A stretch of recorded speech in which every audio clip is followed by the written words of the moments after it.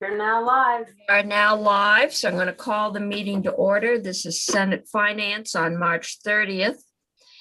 And first thing we're doing today is having Maria kind of walk us through H360. This is the broadband bill that's come to us from the House, and this will be our first walkthrough. I think we have this, we have one other general utility, and we got the property tax bill today, which is just setting the yield, but we still don't have much. I think, Faith, I looked on the website and we only had 2 H bills as of this morning. So this will probably be our major work unless the House gets us their tax bill they're working on. So Maria, can you walk us through what they've sent us? I would be happy to do that. And I have a couple of things, actually a few documents that I believe are posted under my name on your website that might be helpful. And let me tell you what they are. And then you give me some direction about what you think would be most helpful before diving right into the bill. So one, and I can pull up, share screen, go over any of these. One is a really brief history of the VTA. And this is just to kind of give a little bit of background, since we're talking about creating a new authority in H360, as you've already talked about with Senator Brock's bill, but just to provide a little bit of context, legislative, historical context, and I can go through that, in 10 minutes. So I'm not thinking of that. I think would be helpful because okay.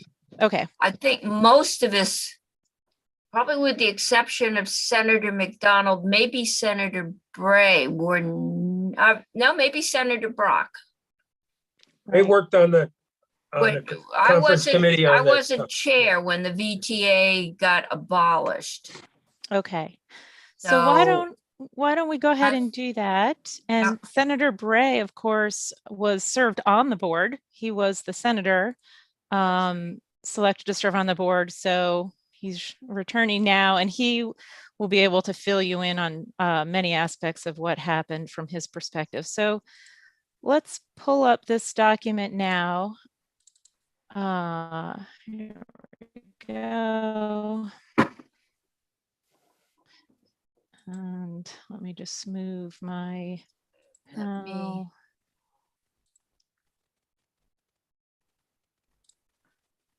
Okay, committee, in order to see the document, I can't see you, so holler if you have a question. Are you inspired by Stephen Hawking? Like a briefer history of time or briefer history? Yes, well, and it is relative, because also posted under my name is a brief history of the VTA, which has more detail, but probably more than you wanted to go through now, but I wanted you to have it in case you wanted to reference that. This is really the shortened version, just for purposes of today and providing the context before we dig into H360. So you do have another document there that's not quite as brief. Okay. And so, what I looked at provide this history was legislation related since its inception and when it went into dormancy, so you can get a sense of how things evolved. And can you still hear me? I'm getting a signal. My connection's not great. Okay. You had a little trill there for a minute, but we can hear you. Okay, great. And then I also looked at some of the VTA's annual reports and some of the findings that they had in their reports, where they themselves described from their perspective kind of what was happening and how that influenced the work that they were able to do. So, and I only have about 12 slides here, so it really will go pretty quickly. So just to refresh your memories, the VTA was established in 2007. It was approved by the Governor Douglas, and there is a link to the full text. What I thought was interesting about Act 79 from 2007 is in addition to creating the VTA, which we'll go through, this was really an omnibus communications bill. Legislature at that time, you had a broadband grant program. This is the legislation that authorized municipalities to issue revenue bonds for their own communications plant and service. This was the legislation that allows cable companies to modify their line extensions, in part if they volunteer or request, or the PUC requires them to also provide broadband. You expanded the pole attachment rules to include broadband attachments. You expanded your right-of-way laws, which previously had dealt with telecommunications infrastructure primarily, to include broadband. You also asked the PSB to look at the role of electric companies and how they might further telecom deployment. And then the provision you'll probably most be familiar with in this is you established 248A, the statewide telecommunications siting provision, which was originally to sunset in 2010. So a lot happening in 2007, in addition to creating the VTA. So just to kind of go back, and it's the original goals of the VTA were to bring affordable broadband to all addresses initially by 2010. So a 3-year window of time. And obviously the service characteristics, the speed requirements were very different then. So we're looking more at, funding equipment capable of 3 megabits per second total. And then projects that offered service plans with at least 1.5 megabits per second in one direction. And then, of course, as you know, the VTA also was responsible for mobile telecommunications, ubiquitous availability by the end of 2010 as well. And then I just wanted to, mention that in 2011, you extended the goals to 2013. And then in 2014, you set the goal that you currently have, which is 100 symmetrical by 2024. So just in terms of the original organization of the board of directors, there were 11 members. You can see them all listed here. 8 public members, 2 by the speaker, 2 by the Senate Committee on Committees, 2 by the governor, and 2 appointed jointly by the governor, speaker, and pro tem. In 2011, I thought this was interesting, and it's consistent with what I believe Senator Brock mentioned when he was going over his proposed bill.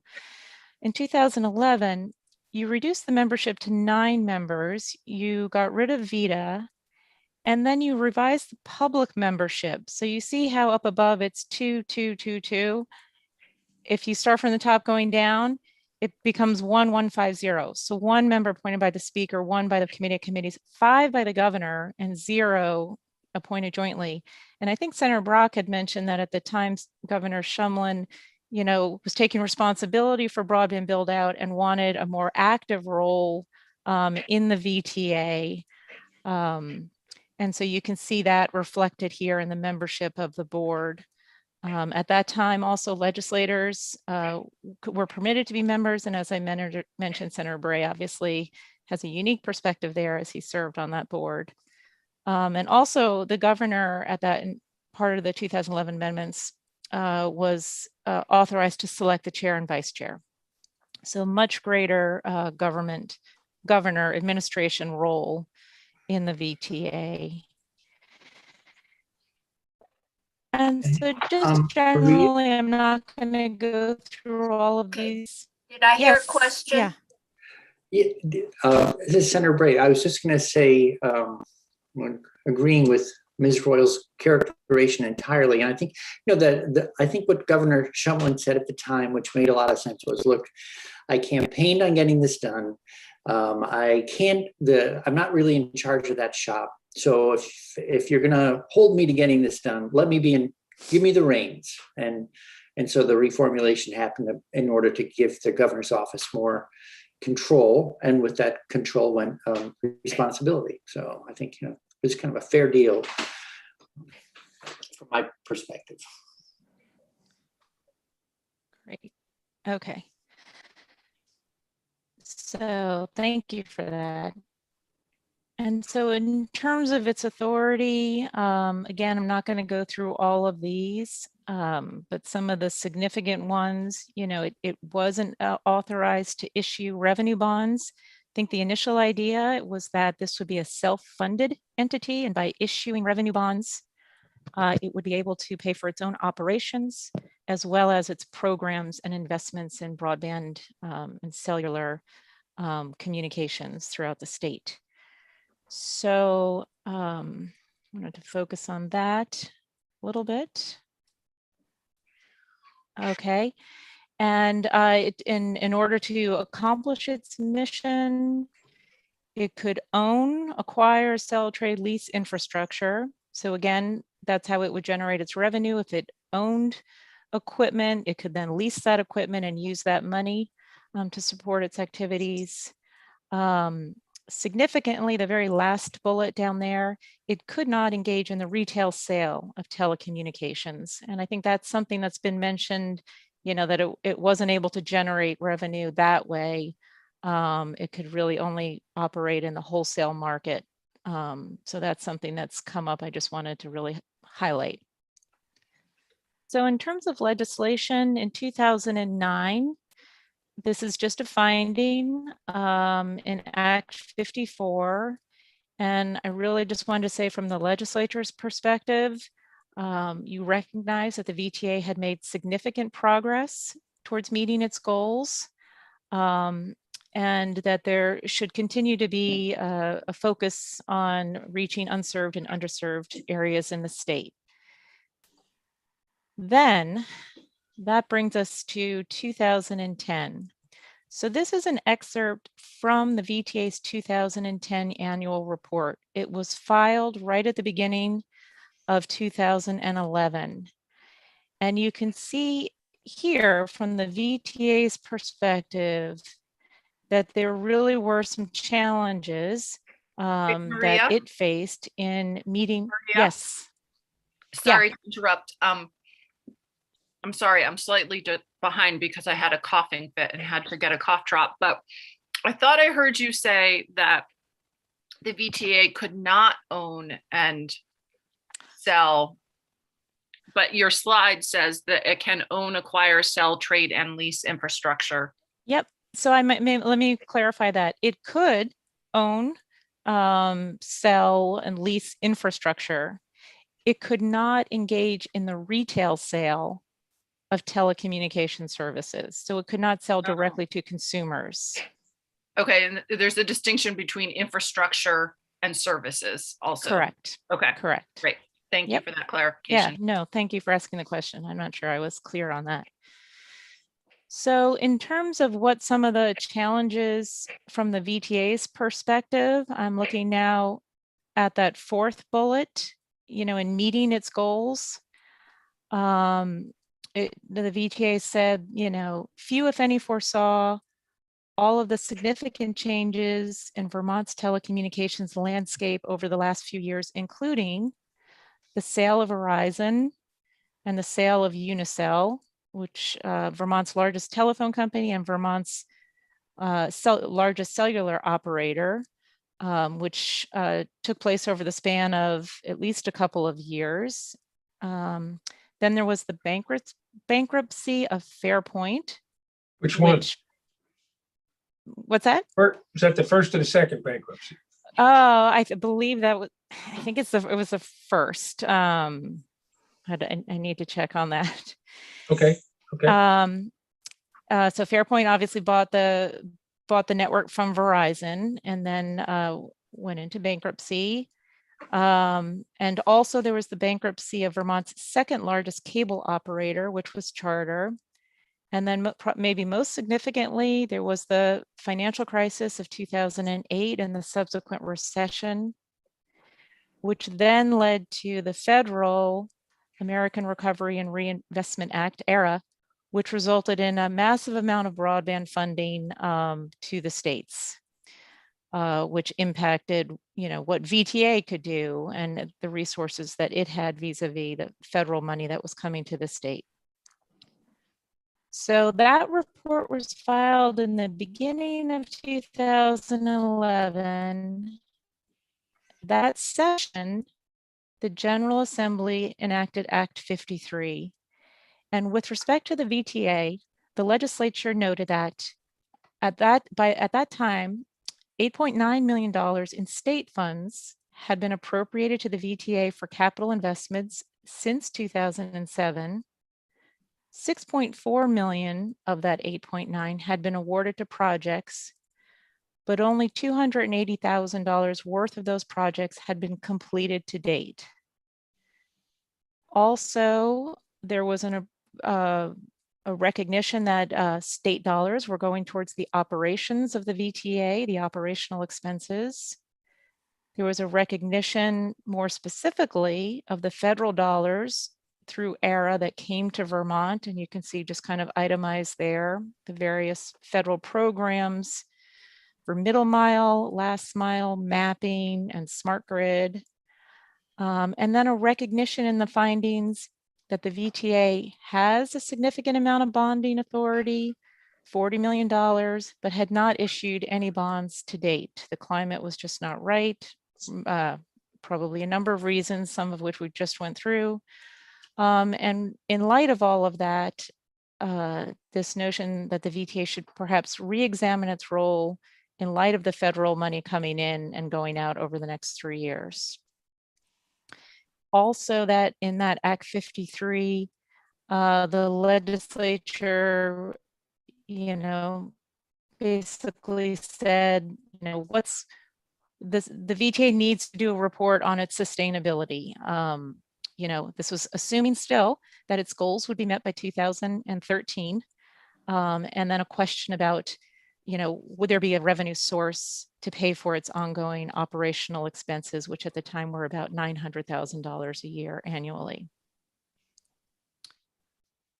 So then jumping ahead, in 2014, this was the year that you decided the VTA should enter a period of dormancy. You created the Division for Connectivity. Originally, it was in the Agency of Administration. It was later transferred to the Department of Public Service, as it is now, as the Division for Telecommunications and Connectivity. And with respect to the VTA's dormancy, so it's still on the books. Obviously, the Division for Connectivity was the successor in interest, took over the assets, took over the grant programs.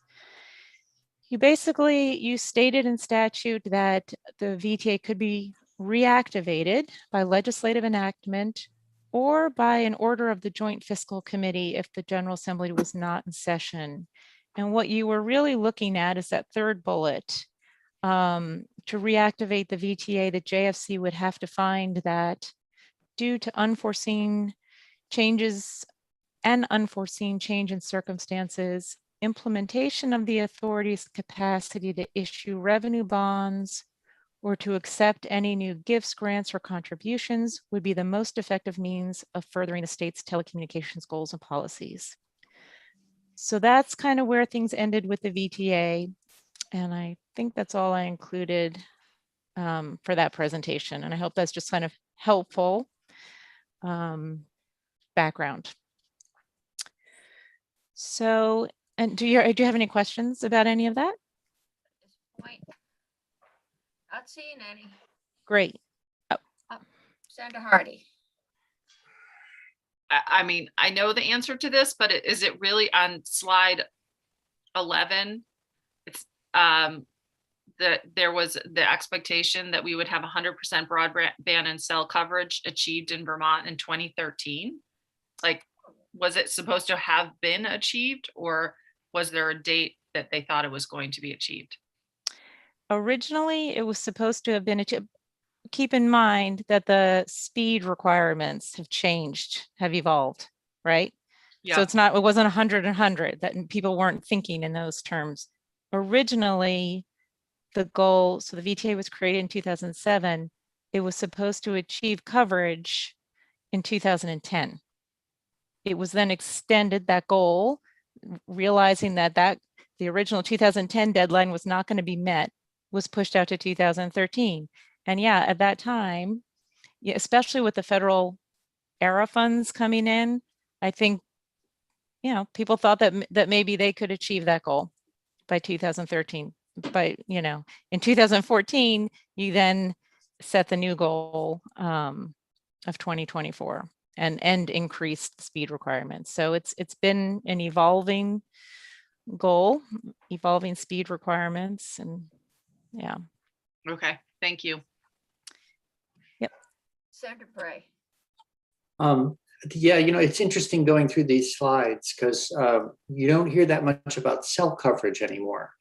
So I would say the higher profile issue for the VTA in the beginning, I mean, broadband was always part of it, but it was people were, I think, more dissatisfied with spotty cell coverage.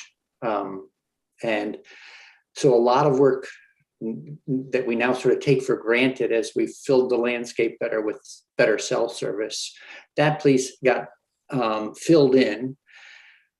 And then in 2014, looking ahead, we could see that really a truly digital world was going to mean a much faster symmetric pipeline. If it was going to be for something more than watching movies at home, you needed to have it symmetrical and it needed to be a lot faster. So then we reset the goal, which I think was very helpful, but it also sort of put us in a certain way further behind again. So. Okay. Great. So then the next document I'm going to pull up is actually the summary of H360, which I'm not going to spend a lot of time on. I think we'll spend the bulk of the time going through the actual bill so you can really see the language. But I do think the summary provides a good big picture of what's actually in the bill and might help you to understand, give you a better frame of reference. So let me pull that up now. Okay. And maybe I'll make the font a little bit bigger. So, okay. So this is a summary of the bills passed the House. I didn't summarize the findings and intent. We'll go through them. Every time I try to summarize findings, I end up taking more time than if I just read them. So, but section 2 is the bulk, provides the bulk of the bill. And I thought it was important for you to just see that all in one section, it's creating a new chapter, and this is the new authority. In the House, it's called the Vermont Community Broadband Authority.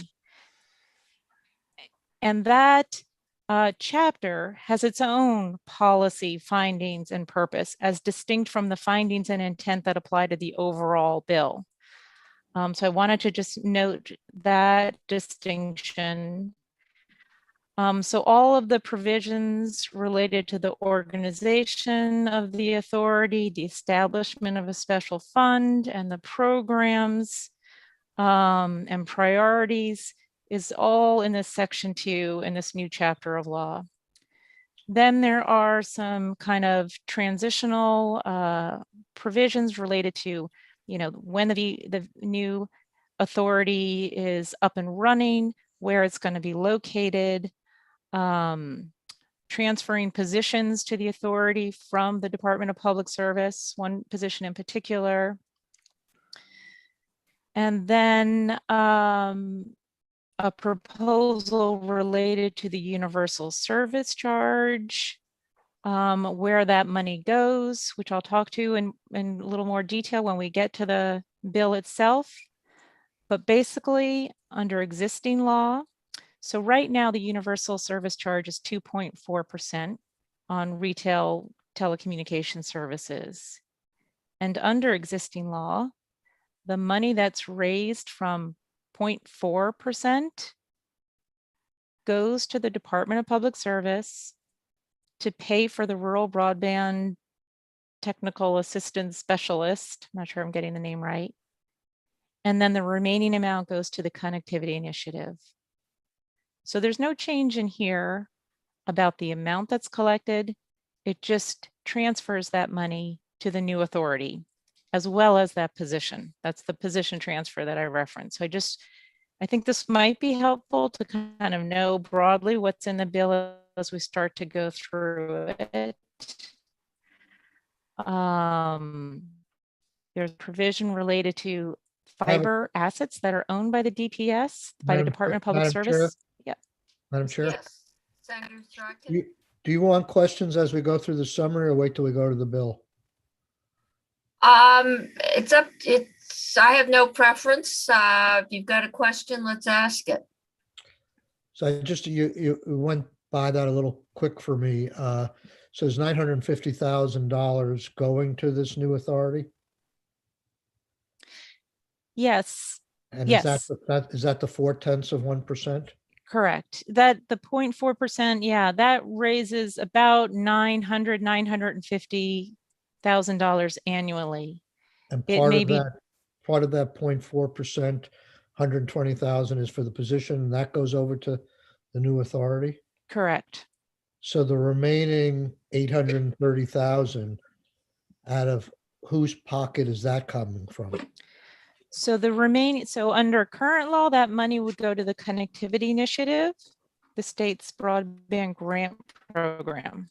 Okay, Under this proposal, right? So that's where it basically is going to be used for the same purpose. It's going to go into the authority's special fund to support the programs, grant programs, loan programs of the authority. got it. Thank you. Okay. Yep.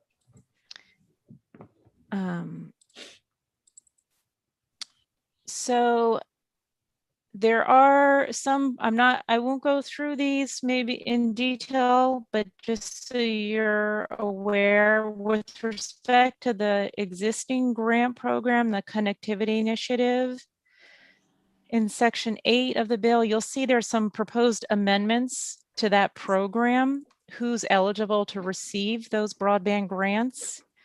That's what's dealt with in section 8. In section 9, those amendments are also incorporated there, but the substantive change is basically that as of January of next year, the new authority takes over administration of this grant program. So basically, the department can continue to administer the program, to give out grants with any funds that it currently has. But as of January 1st of next year, the authority would take over the administration of that program. There's a corresponding change to the existing Telecommunications and Connectivity Advisory Board, which advises the Commissioner of Public Service. And the change there is basically just removes their charge to advise the Commissioner on broadband grants under the Connectivity Initiative, because they'll no longer be doing that. The Commissioner will no longer be administering that program as of January of next year. There are also proposed changes to the VITA's broadband expansion loan program, which you enacted a couple of years ago, which we'll go through when we look at the bill. There's a provision that clarifies that information that the CUDs have, confidential business information, or trade secrets under the Public Records Act. There's a property tax exemption piece, which will look familiar to you. And again, we'll go through this in detail. It's a little bit different than the proposals that you've looked at so far. And then there are some workforce, communications workforce related sections, which the House worked on with the Department of Labor primarily. And we'll go through those. And then finally, or not quite finally, there's the appropriations. So this bill really looks to the federal money under the American Rescue Plan Act, the federal dollars that are anticipated to come to Vermont. And of that amount, just to give you an idea, and we'll look at this again more specifically, it allocates or appropriates $150 million as follows: 30 million for the community broadband pre-construction grant program, which we're going to be looking at, and 120 million for the construction grant and subordinated debt program. There's also 100,000 for the Department of Labor, the workforce programs that I just quickly ran through. And then a provision that allows the new authority to start drawing down the expected money from that 0.4% increase so that it can start paying for its administrative expenses right away before that money might come in. And then the authority takes over a grant, a $1 million grant that the Department of Public Service secured from the Northern Border Regional Commission, that grant specific to support CUDs.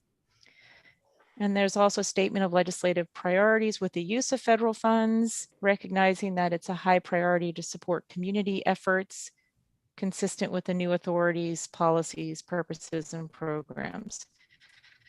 So that is really just big picture of what's in this bill. And having said that, now maybe we'll pull up the bill and start going through in greater detail, if that makes sense to you. Senator McDonald, did you? I'm welcome going through the bill. But I had just a couple questions before we started. And the first was, does the bill preempt the state's statutory goals about 100 and open access? It doesn't change the state's goal. In fact, it references the state's goal and that the efforts are designed to align with the state's existing statutory goals. So this bill does not authorize expenditures that are inconsistent with the state's goals, or does it authorize such expenditures? It doesn't change the state's statutory goals. It changes some programs. I'm not sure, is there a specific goal that maybe you're concerned about, or? I hope that when we finish this process and we have reviewed the House bill and made our changes, that when the reporter of the bill is asked if the bill that we come out with preempts, overrides the statutory goals, we'll have a straightforward answer to that. My second question would be, if the department is authorized to expend the funds from the federal government up until January, the upcoming January, does the bill limit how those funds would be expended? When I say limit, require that they be expended within the guidelines of the state's goals, or may those funds be spent contrary to the state's goals in the bill that you were telling us about? Right. So the department is authorized to continue administering the connectivity initiative. There are some proposed amendments to that grant program in this bill. And so we can look at those a little bit more closely. Okay, so thank you. Yep. Madam Chair, I'm concerned and hope that we will proceed with this bill and not divert our and look at it with the intention of honoring and following the state's goals, and perhaps a commitment to doing that would be a starting point. So having said that, is there anything in the bill that allows the department to expend money granted to us by the federal government between now and the 1st of January? What if it's all been allocated? What does this bill do? So it might help to look at the specific provisions. Okay, Um, so I I- would I th- hope that the bill doesn't give the authority to grant everything that's in the bill before Okay. the authority to make such grants Okay. Yep. When we go is through governed by this, the bill. Thank you. So, Thank all right, it- when we so- go, okay, go ahead, Maria. Well, I was going to say one thing that might be helpful is with respect to the connectivity initiative, there's no federal money going into that program while the department is administering it. So it will just, there's money in the program right now that has not been allocated. State funds that was raised by the 0.4% that has not been allocated. So the department could, consistent with some amendments in this bill, which we'll talk about, Okay. get that money out the door. There is Thank authority you for for the the, clarification and was clarification most welcome in my vague question. Thank you. okay, no, and I'll just say one other thing, we'll get there. The department is given some authority to allocate some federal funds under a new program that we'll talk about. It's limited though. I think it's like up to $9 million before September. So this notion of let's try to get some of this money for pre-construction out the door as soon as possible. So there is some federal dollars that the department would have some authority over. So I hope that's helpful, but Okay, Yes.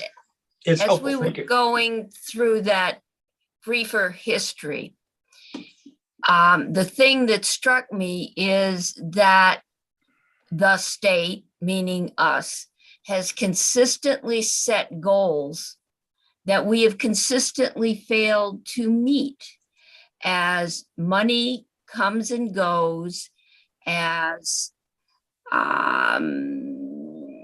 technologies come and go, as public perception and need comes and goes. And so I think, given our history, we might need to be open to the fact that maybe we haven't. We dealt with this last year when, okay, are you going to tell your constituents you can't have 25.3 because in 4 years the CUD may get you 100, but until then you get nothing.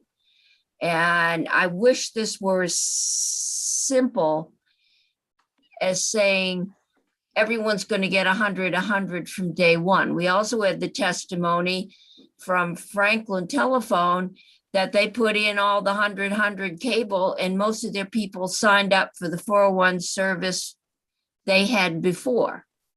That is because- remediable.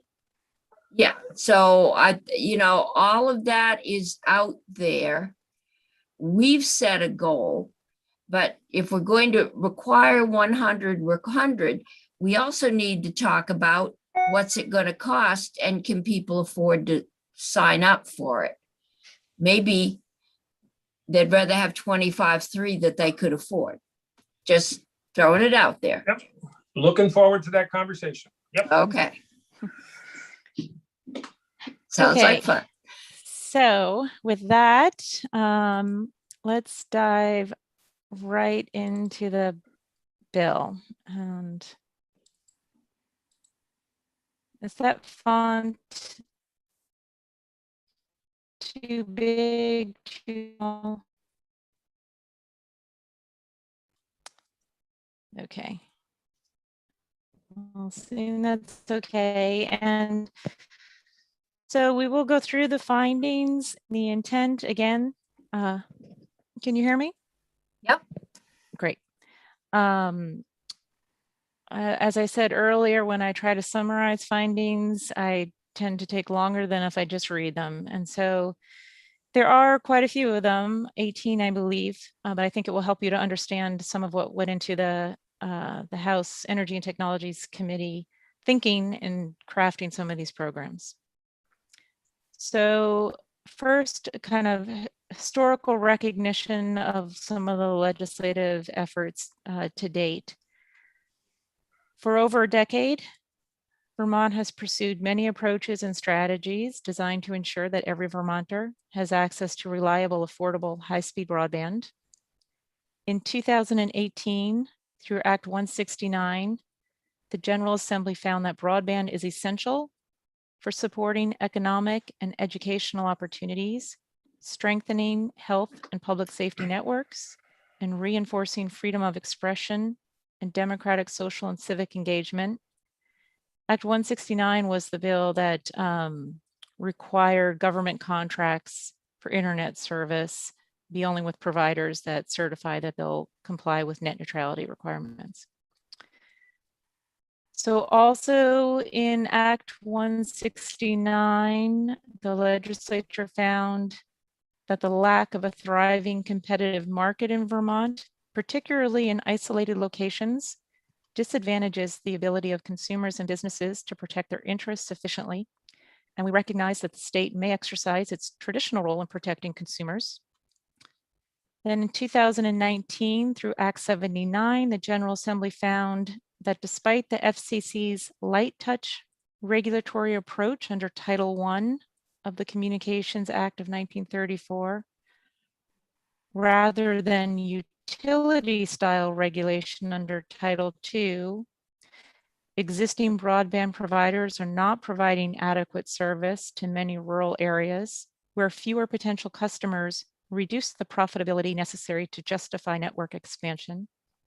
Accordingly, reaching the last mile will require a grassroots approach founded on input from and support of local communities.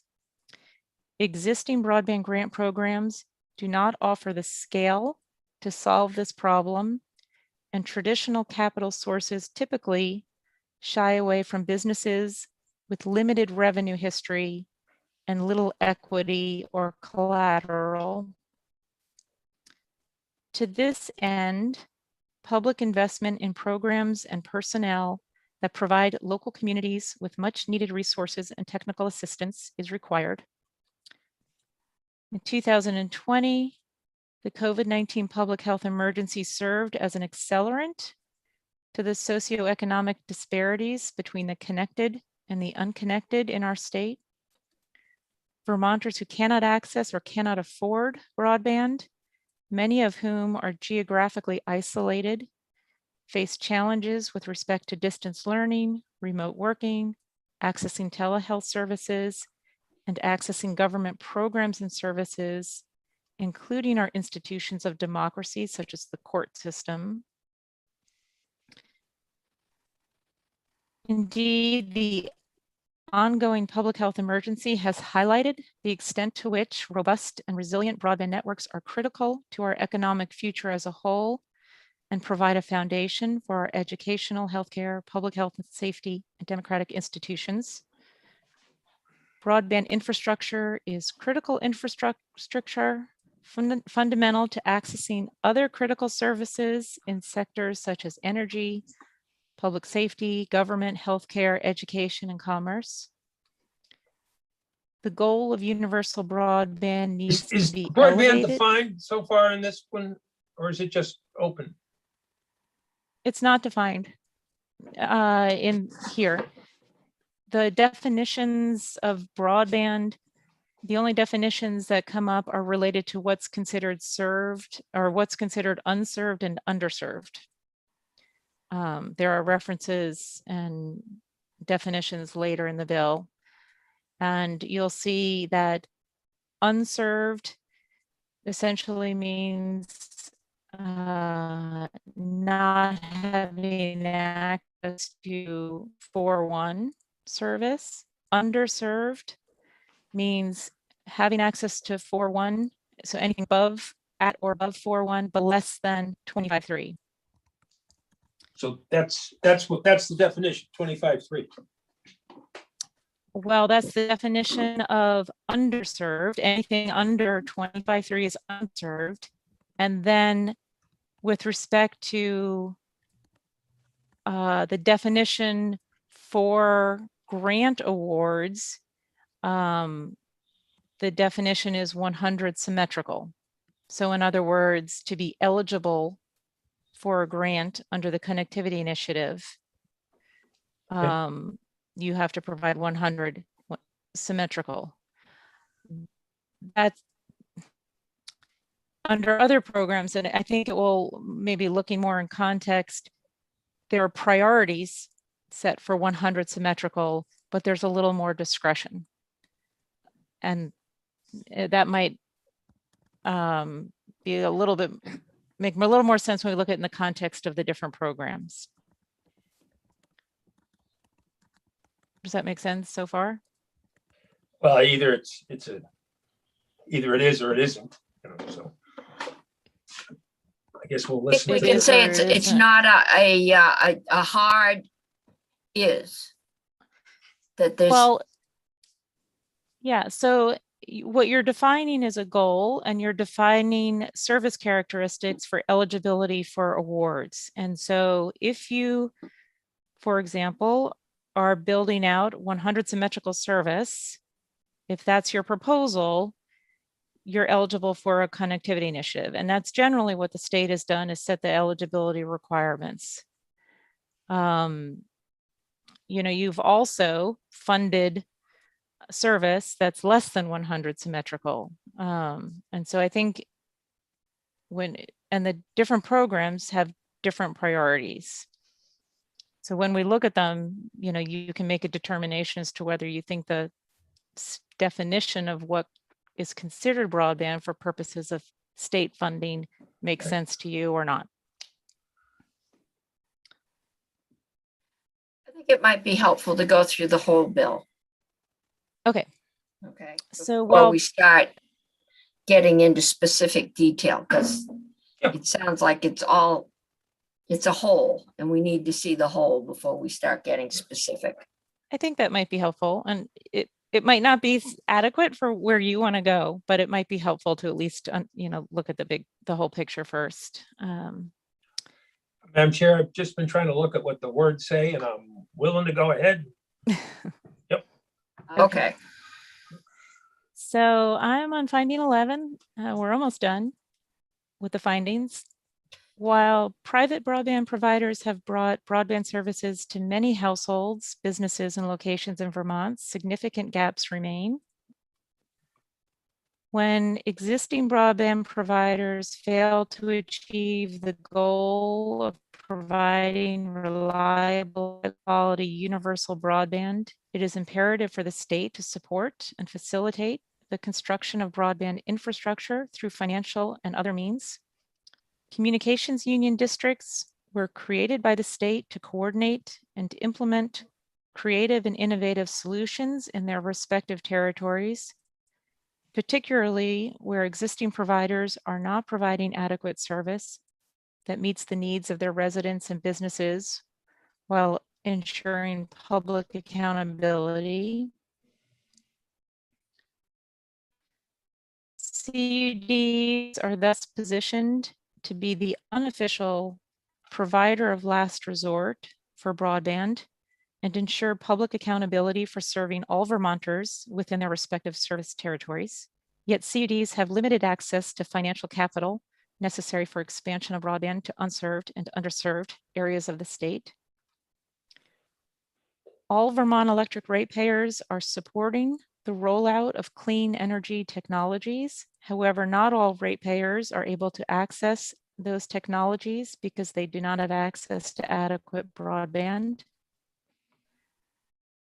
Equity in the energy sector requires universal broadband. The Department of Public Service simultaneously plays a regulatory role in the telecommunications market while also supporting the development of CUDs in an unregulated competitive broadband market. To ensure universal broadband in Vermont, there is a need for greater coordination of grassroots broadband solutions, both among the CUDs themselves and also with respect to other potential partners, such as electric distribution utilities, nonprofit organizations, the federal government, and private broadband providers. And then finally, finding 18, the Department of Public Service estimates that 82% of Vermont addresses, that's about 254 E911 locations, lack access to 100 symmetrical service. The total costs to provide 100 symmetrical service to each of these locations is approximately $1 billion. And this figure is based on estimates that were in the Magellan Advisors Report, which was commissioned by the department in 2019. And it includes estimates of both fixed and variable capital costs for fiber to the premise infrastructure. So in terms of the intent of this bill,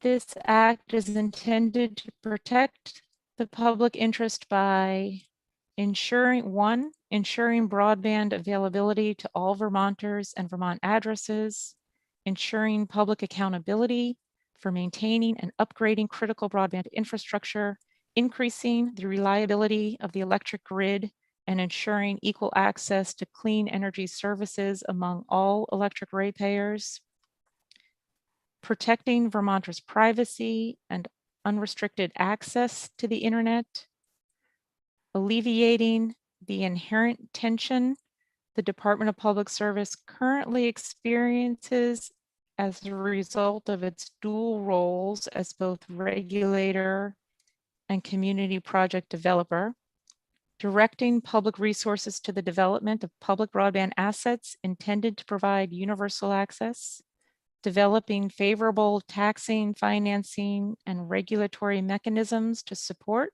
CUDs, and finally, providing time-limited leadership for coordinating the build-out of Vermont's CUDs and their partners, and for developing financing mechanisms to fully support that build-out through a newly created state entity, the Vermont Community Broadband Authority, designed specifically to effectuate these purposes. And maybe I should have mentioned at the outset, just going over this broad summary, there is a sunset date for this authority. It's 2029. Hence the reference to the time-limited provision at the beginning of this subdivision 8. Is- Okay. Yep. Shall I continue? getting into Are there meat of any things, or- questions at this point? Madam Chair, is partners designed used in a legal framework or as a slang word? I don't know. It's not a slang word, maybe Why a don't we try term layperson's of art? word. It's not partner as a corporate partnership. Is that what the bill refers to? Or is that not?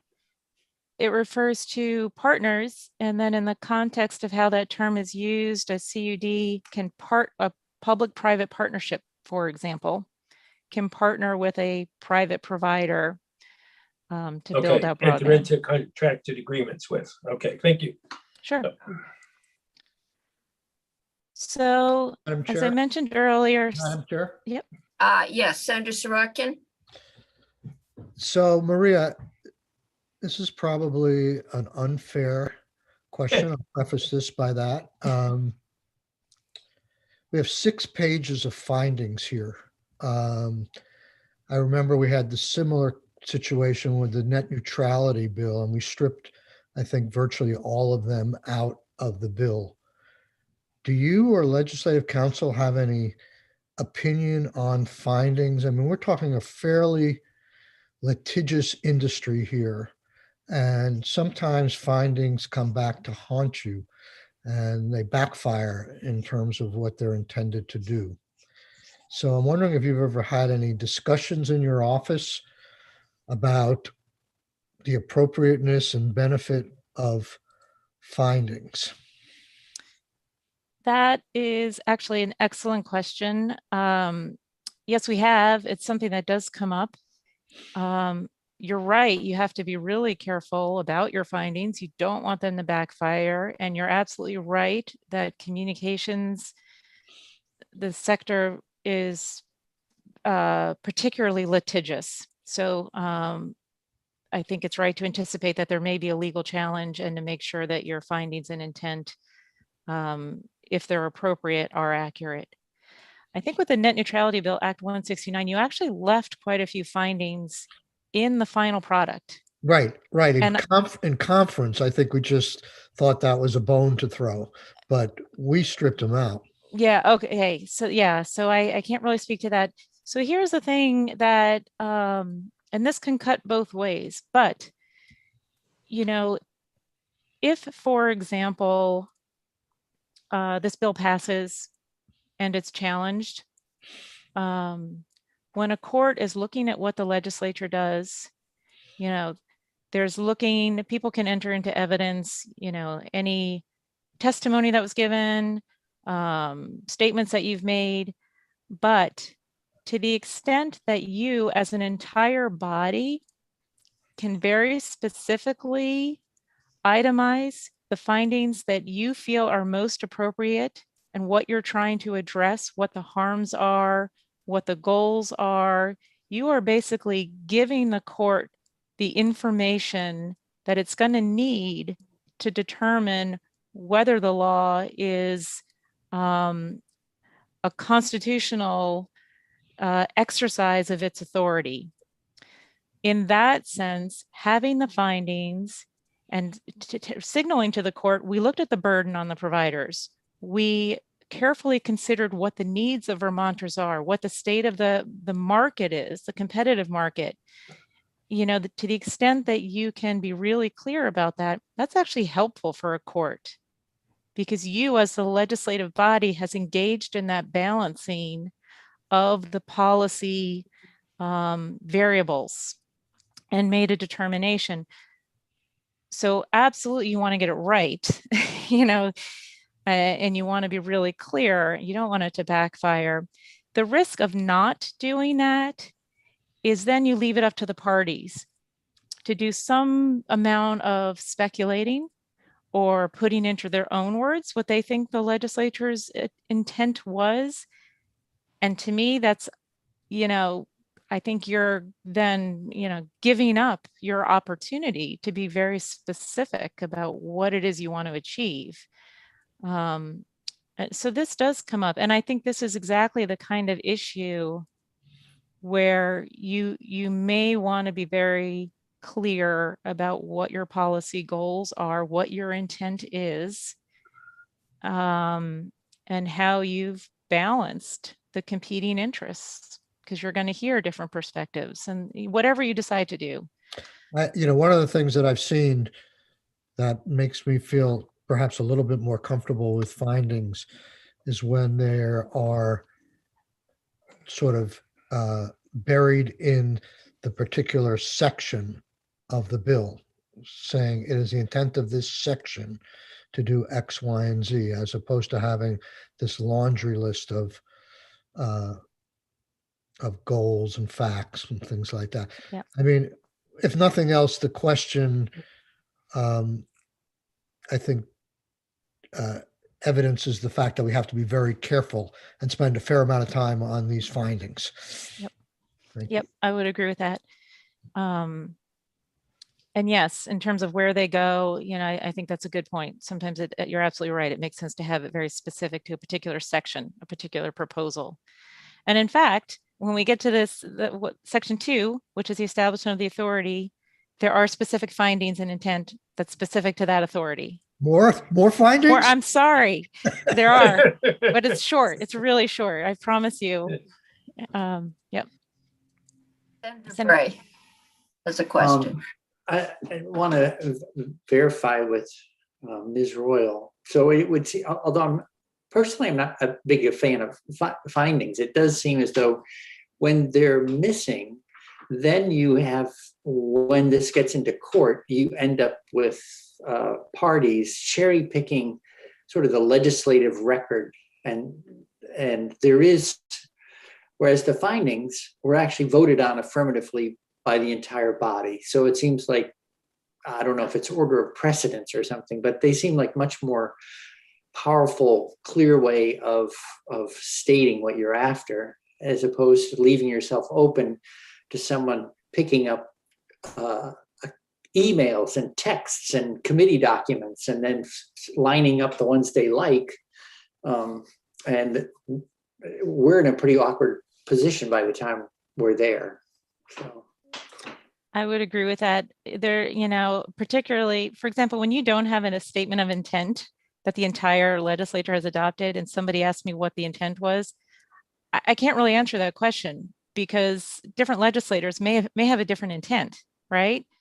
And so I think Senator Bray, you're exactly, articulating the issue. As you speak, when you speak as a whole, it's very clear what the legislative intent is. When that's not specified, you all may have a very different idea about what your ultimate goal is, and people can argue about that, and it leaves it open for interpretation. So I think these are all excellent points. So the bottom line is, let's make sure the findings, to the extent you want them, are accurate and they adequately represent, what your concerns are, and that your intent as it's described is, exactly what your intent is, because it's all relevant if there is any kind of challenge. Thank you. So, Are we ready to go on? I am not seeing any other hands, so we're back. okay, so policy and findings, really short though.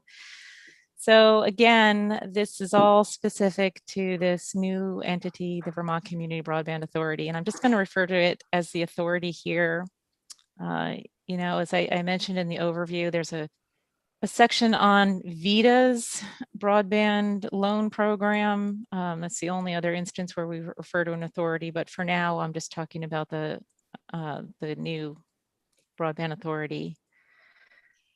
So a statement of policy, the policy of the state to support and accelerate community efforts that advance the state's goal of achieving universal access to reliable, high quality, affordable broadband. One paragraph on findings here in subsection B. Broadband is an essential service unavailable to many Vermonters.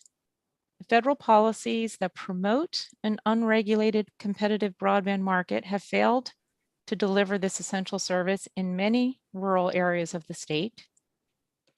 In addition, federal programs designed to subsidize the build out of broadband in rural areas have fallen far short of delivering broadband to the most remote regions of our state, often as a result of inadequate federal broadband mapping data or insufficient accountability. As a consequence, many locations in Vermont continue to lack access to broadband, and a comprehensive funded solution through existing federal and state broadband programs is not available to address this critical need we face in Vermont. Despite these challenges, local communities have assembled in the form of CUDs to address the digital divide collectively and creatively. These local projects, and ultimately all Vermonters, will benefit from the establishment of robust statewide leadership and support for community broadband solutions. It is the purpose of this chapter to establish the authority to coordinate, facilitate, support, and accelerate the development and implementation of universal community broadband solutions. I'm not going to go through the definitions in detail.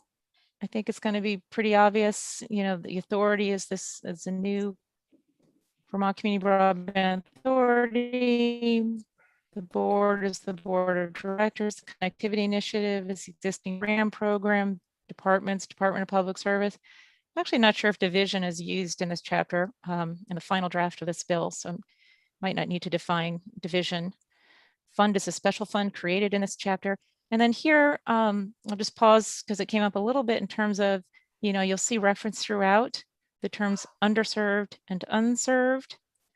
So there's a cross-reference to the Connectivity Initiative, which is amended in this bill. But again, underserved means less than 25.3, but at least 4.1. And unserved means anything under 4.1 is considered unserved. So that's how those terms are defined. You'll see as they come up in the various programs. With respect to the organization of the new authority, subsection A is basically just saying that it's an instrumentality of the state. It's performing essential governmental functions. This is somewhat boilerplate language, but it is important in terms of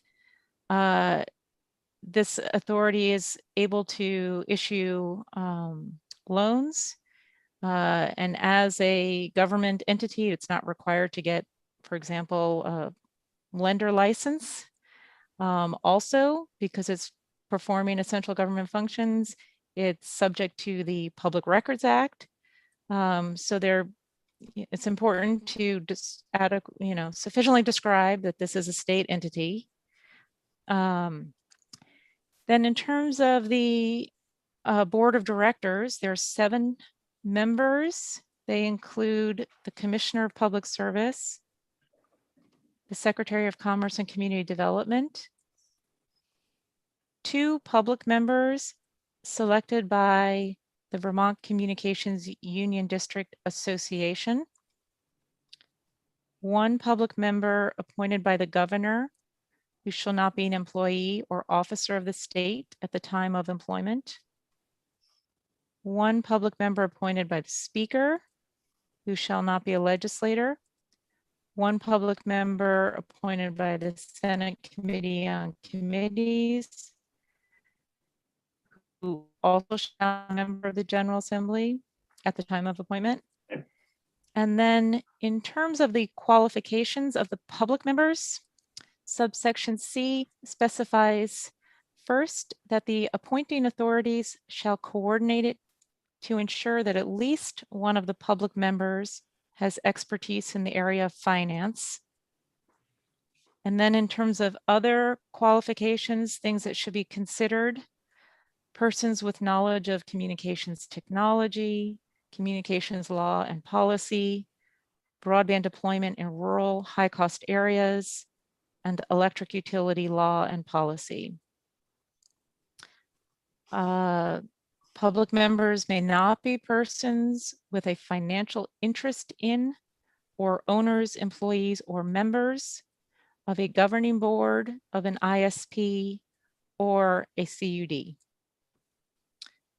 And then just clarification similar to what's in the VTA, the conflict of interest provision in this subsection shall not be construed to disqualify a member who has ownership in a mutual fund, exchange traded fund, pension plan, or similar entity that owns shares in such enterprises as part of a broadly diversified portfolio. The terms are for 3 years. There's provision for staggered terms. Vacancies are filled as they would by the relevant appointing authority. Members may be reappointed. All of the powers of the authority are vested in the board of directors. At the initial organizational meeting, the board elects from among its public members a chair and vice chair. May elect officers. A majority of sitting members shall constitute a quorum. Any action taken by the board may be authorized by a majority of the members present and voting. Then there's a per diem compensation allowed for the public members in subsection F. Then in subsection G, the authority shall hire and employ an executive director who's the chief administrative officer of the authority. Attends all meetings, approves the accounts of the authority, makes recommendations to the board, makes an annual report to the authority, as responsibilities as you would anticipate for an executive director. But the executive director is also given the authority to retain or employ technical experts and other officers, agents, employees, and contractors as are necessary to give effect to the purposes of this chapter, including in the areas of finance, network planning, technical design, and grant writing, and may fix their qualifications, duties, and compensation. The authority shall use the Office of the Attorney General for legal services, as well as contract for legal services as needed. Section 8084 sets up a special fund. This is important in the sense that, well, it's a repository for any money that comes to the authority. Any unexpended balances, any interest can remain in the fund and be carried forward to subsequent fiscal years. And so all of this money, again, will fund the different programs that we're going to talk about. They're in separate statutes. Need to be expended consistent with the purposes of this chapter. Subsection B, this is, we touched upon this already, the reference.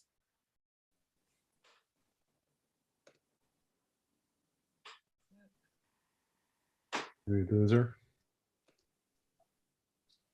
Okay, I've lost. We can hear, Maria. we can see Here you're speaking, to but we sub- can't hear you. Oh, goodness. Nope, Can you hear me she's now? back. You're back. So how much did you miss? Probably 2 sentences.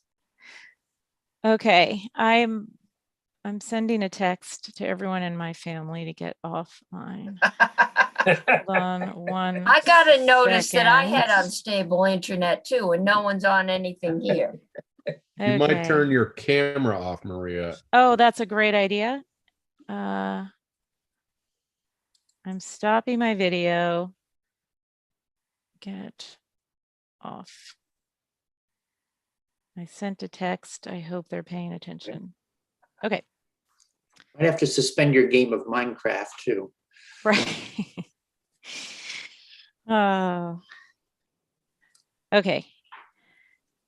So I think, so the subsection B, we talked about this already. This is that 0.4%, the money that's raised from the universal service charge. So this money now goes to the authority, goes into the special fund to pay for the authority's operational expenses, including the rural broadband technical assistance specialist. That's the existing position that's funded in the department, which is being transferred to the authority. Any remaining funds, so all of that 0.4% surcharge, that money goes to fund all of the operational expenses of the authority. Any remaining amount remains in the special fund to be used to provide administrative, technical, financial assistance to CUDs as authorized in this chapter, or under the Connectivity Initiative, which technically is not part of this chapter. That's the existing grant program that's going to be transferred to the Community Broadband Authority's administration.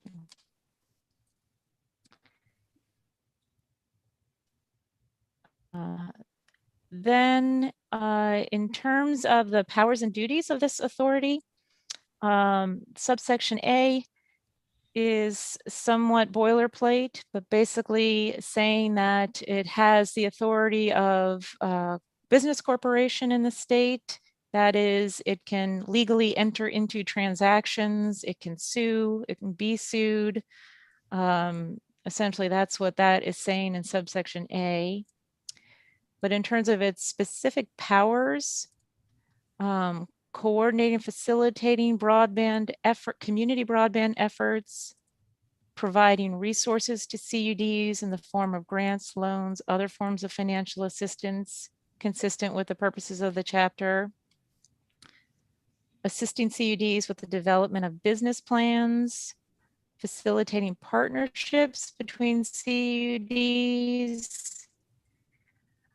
and incumbent and competitive communications providers and electric transmission and distribution utilities, advocating at the federal level, receiving grants when authorized by a CUD, applying for grants or loans, etc., on behalf of a CUD, or entering into contractual agreements on behalf of a CUD or jointly with a CUD, one or more CUDs as authorized.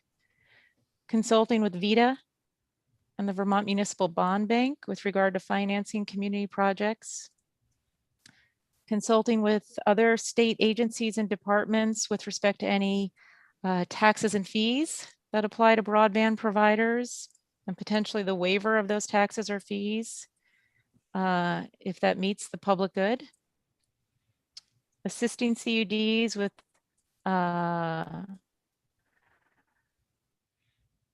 identification of routes for fiber optic infrastructure and obtaining pole surveys and negotiating pole attachments. Identifying if any broadband funding opportunities out there, and assisting with any grant or loan applications. Providing input to the Department of Public Service with the development of the telecom plan. So the department continues to be responsible for the telecom plan, the 10-year telecom plan, but the new authority would provide input. And then just a general provision, anything else that's consistent with the chapter to carry out the powers given to it under the chapter. Subsection B is just specifying that any trade secrets or confidential business information that it has is exempt from public inspection and copying.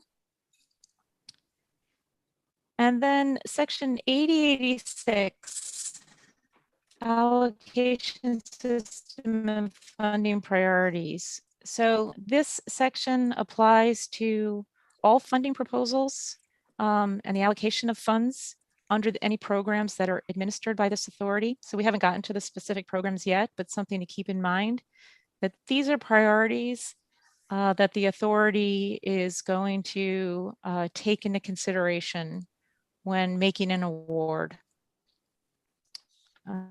financial award. So the authority shall give priority to projects that provide service to unserved and underserved locations as part of a plan that achieves universal broadband coverage in a community or CUD. And this theme comes up throughout, and it did in the kind of the policy and intent of this chapter, you know, looking at communities holistically, universally, as opposed to, you know, funding service for maybe a line extension here or there, or cherry picking, you know, really getting at this notion of we're going to cover an entire community, broadly defined, or CUD, and not addressing the problem in a very kind of limited perspective. So that's, I think you'll understand that a little bit more when we look at the context of how the money is going out, but that's kind of what's being addressed in that subdivision 1. Also, in terms of priorities, support broadband service that is capable of speeds of 100 symmetrical.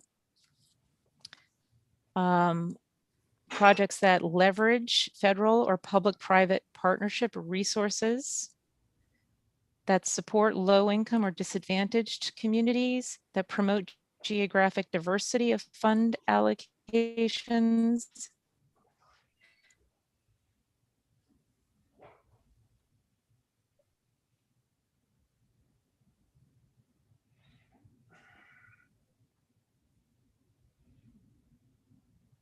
Not hearing you.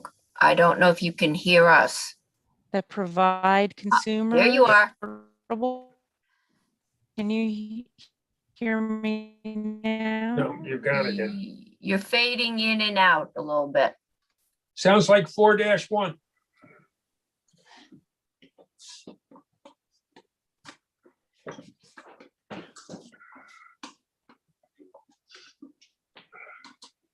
Okay, we're back.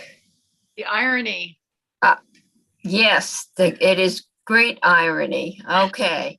Need Okay. copper, not iron, Because I had unstable internet. fiber. not copper. We'll give Maria a couple minutes. Can you hear me now? We can hear you now. Oh, goodness. I'm sorry. No, it's the problem we're all trying to address. Right. Okay.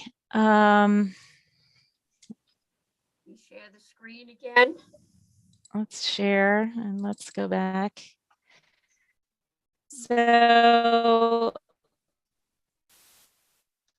I hope were you able to follow me as we went through the list of priorities? Yes. Do you think maybe when she shares her screen, it gets worse? Does that take up broadband, or Yes. does I that? would think. Yeah, so maybe she shouldn't share her screen, and we Yeah, should. Maria, why don't we come back and we can get it up on, since I think most of us are using second screens. We can get it up on our second screen to follow along. Okay. Okay, so just, I'm underserved in the second stream department. You should be able to pull it up on your phone, Mark. I know you have a phone there. Yeah. What's the problem with reading an 8,732 word document on your phone? Okay. I sent a fiscal analysis over to Jane because I couldn't read it last night. Senator Cummings, do you want me to share a screen? That might work. I have to find it here. And I Maria, know. you're, Okay, that might work. And then anyone also out in the and then the other live folks. stream can see what we're seeing. Maria, what Excellent. page? So we are on page 15.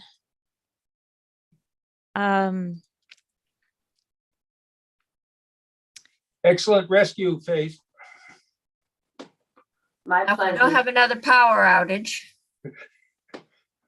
Well, I have unstable internet too, but it's a little better than Maria's. Well, mine's iffy, so I can't help. We need someone from Chittenden County. Pearson, can you share your screen? Want me to? How's Wait, that? okay, we got something up. Let's try this one. Great. Thank you, Faith. You're welcome. Faith, can you make it a little larger? Yeah, That's good. Yeah, that's even better. Great. That's really great. So I don't know. I'm sorry. I don't know if we got through the kind of the funding priorities. Did we? I think it might help. We faded in and out. So let's go down and go through those. Okay. Okay. So again, these are priorities that would apply to any funding that's awarded under any of the programs authorized in this chapter, right? So they apply generally, and they include providing service to unserved and underserved as part of a plan that achieves universal broadband coverage in a community or CUD, that support broadband service capable of at least 100 symmetrical service, that leverage federal or public-private partnership resources, that support low-income or disadvantaged communities, promote geographic diversity of fund allocations, provide consumers with affordable service options, and 7, include public broadband assets that can be shared by multiple service providers and that can support a variety of public purposes. That's kind of getting at the open access issue, allowing multiple providers to use the infrastructure. So again, these are priorities. They are not requirements for financial assistance under this chapter, but this is to provide the framework or the guardrails, if you will, of what the intent is and where you as a legislature would like the money to go ideally. So now we're going to start getting to the actual programs. So section 8087, This is a grant program, the Community Broadband Pre-Construction Grant Program. So the money goes to CUDs for pre-construction costs related to broadband projects. So what does pre-construction means? Well, it includes feasibility studies, business plans, pole data surveys, engineering and design, make-ready work associated with construction projects. And it could include consultant, legal, and administrative expenses, and any other costs deemed appropriate by the authority. So this is pretty much all of the work that needs to be done before you actually go out and begin the construction process. So that's what is contemplated here. And then subsection B, in terms of, you know, where this money goes and how much of an award there might be, the House decided not to cap an award, but to look, you know, to make the award scalable, depending on the size of a project and what it seeks to achieve. So Faith, let me just go back a little bit. So to ensure an equitable distribution of funds under this program and to encourage collaborative work among CUDs, grant awards shall be scalable and shall be commensurate with the size of a broadband project as determined by the project's service area, road mileage, the number of unserved or underserved locations, or any other metric deemed appropriate by the authority. Then there's a provision that the authority can allow a grantee to use some of the money for grant management, pay for some of those expenses, and shall disperse funds in a manner that supports the efficient and timely use of funds and ensures accountability. So there's a lot of discretion here in terms of the amount of award or how much money can be used for grant management. And that was intentional. You know, with the amount of money that's available, wanting to ensure that it gets out and there aren't kind of arbitrary limits that might hold up money. I think that's part of what the concern was. So here's kind of a statement of things that the authority should be thinking about, how the money should go out, what's authorized, and what the goals are, but not being too prescriptive about an award cap, for example. So then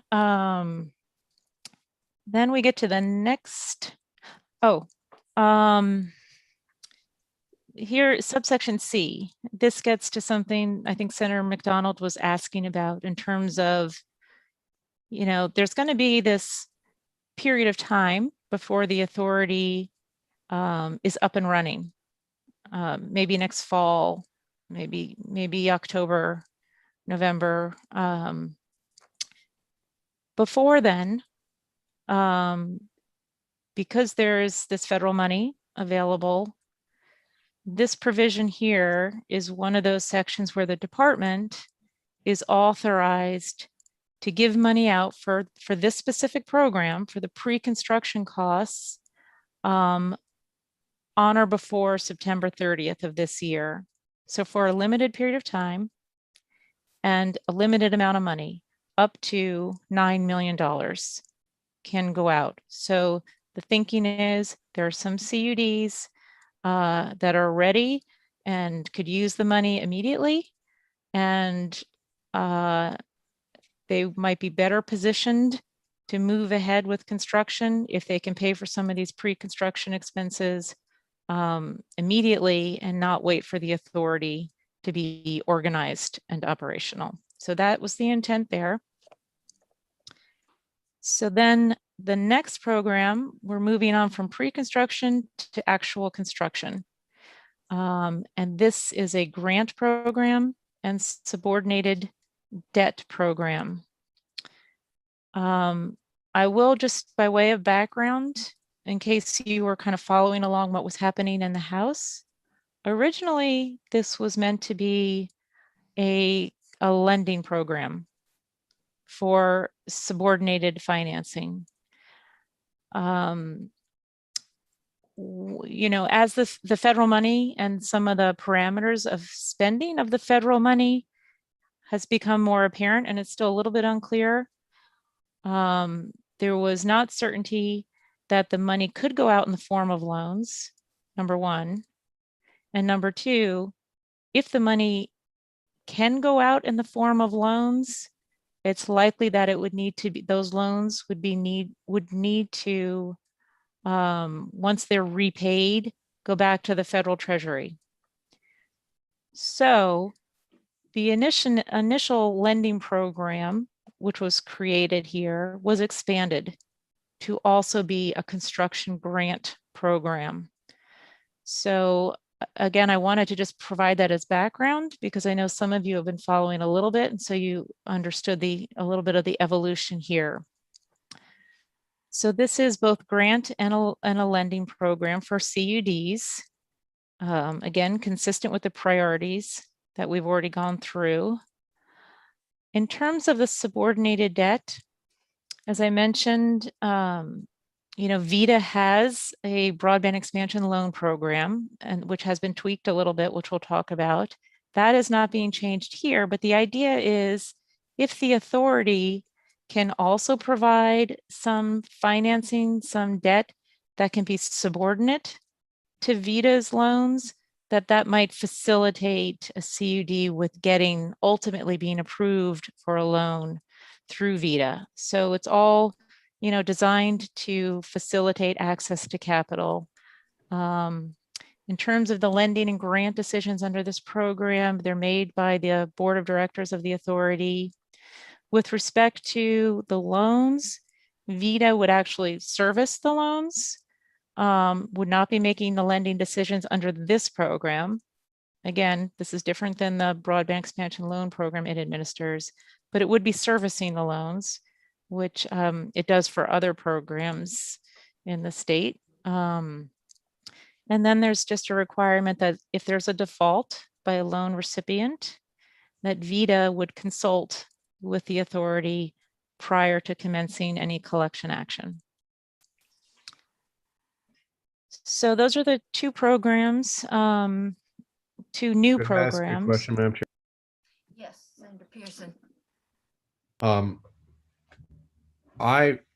I'm hoping that this money can be used in the way that we heard about EC Fiber going and getting sort of crowdfunding startup money. So they happen to be in fairly well-to-do communities and rounded up, I forget, but I think loans of $2,500 from a whole host of people that provided some startup capital that then enabled them to get proper loans or more conventional loans. Is that kind of what we're contemplating here? And as an aside, will you make sure we all are on the same page of what we mean with subordinated loans? Yeah, so that's a really good point. And I think when we look at the broadband expansion loan program, so VITA's the big lender here, right? There is language that has been added to the intent of that program, which speaks directly to the issue that you've just raised, which is that these loans are intended to provide startup capital to get a project off the ground until such time as it can refinance in like the municipal bond market or other market as appropriate. So there, I think that's definitely the intent. And that's clarified a little bit more specifically, and I'll point that out when we get there. In terms of this subordinate program, you know, that intent isn't identified here specifically, but you could do that. But if it's going to be subordinate to the VITA loan program, for example, to serve as kind of an enhancement, then it's going to have to follow the intent of the VITA loan program. So I don't know. I feel like I didn't say that very clearly, but Well, what do you mean when you say subordinate? so that if there is, in terms of the creditors, that VITA would enjoy a priority with respect to any assets that the project has. So it could recoup any costs from the assets before any of the other creditors could receive anything, subordinate creditors. So in this instance, the authority, could not make a claim on any assets if there was a default. So it's subordinate to, in terms of the priority of the lenders, the potential lenders, VITA would enjoy a priority status. And, if it came to that, where there was a default, it could pursue collection, recover any assets, dispose of those assets, But if there's nothing left over, then the authority would be out of luck. Okay, so the risk is on the authority. The risk is there's more of a risk to the subordinate lender in terms of any default. But most of this is contemplated as a grant. It's both.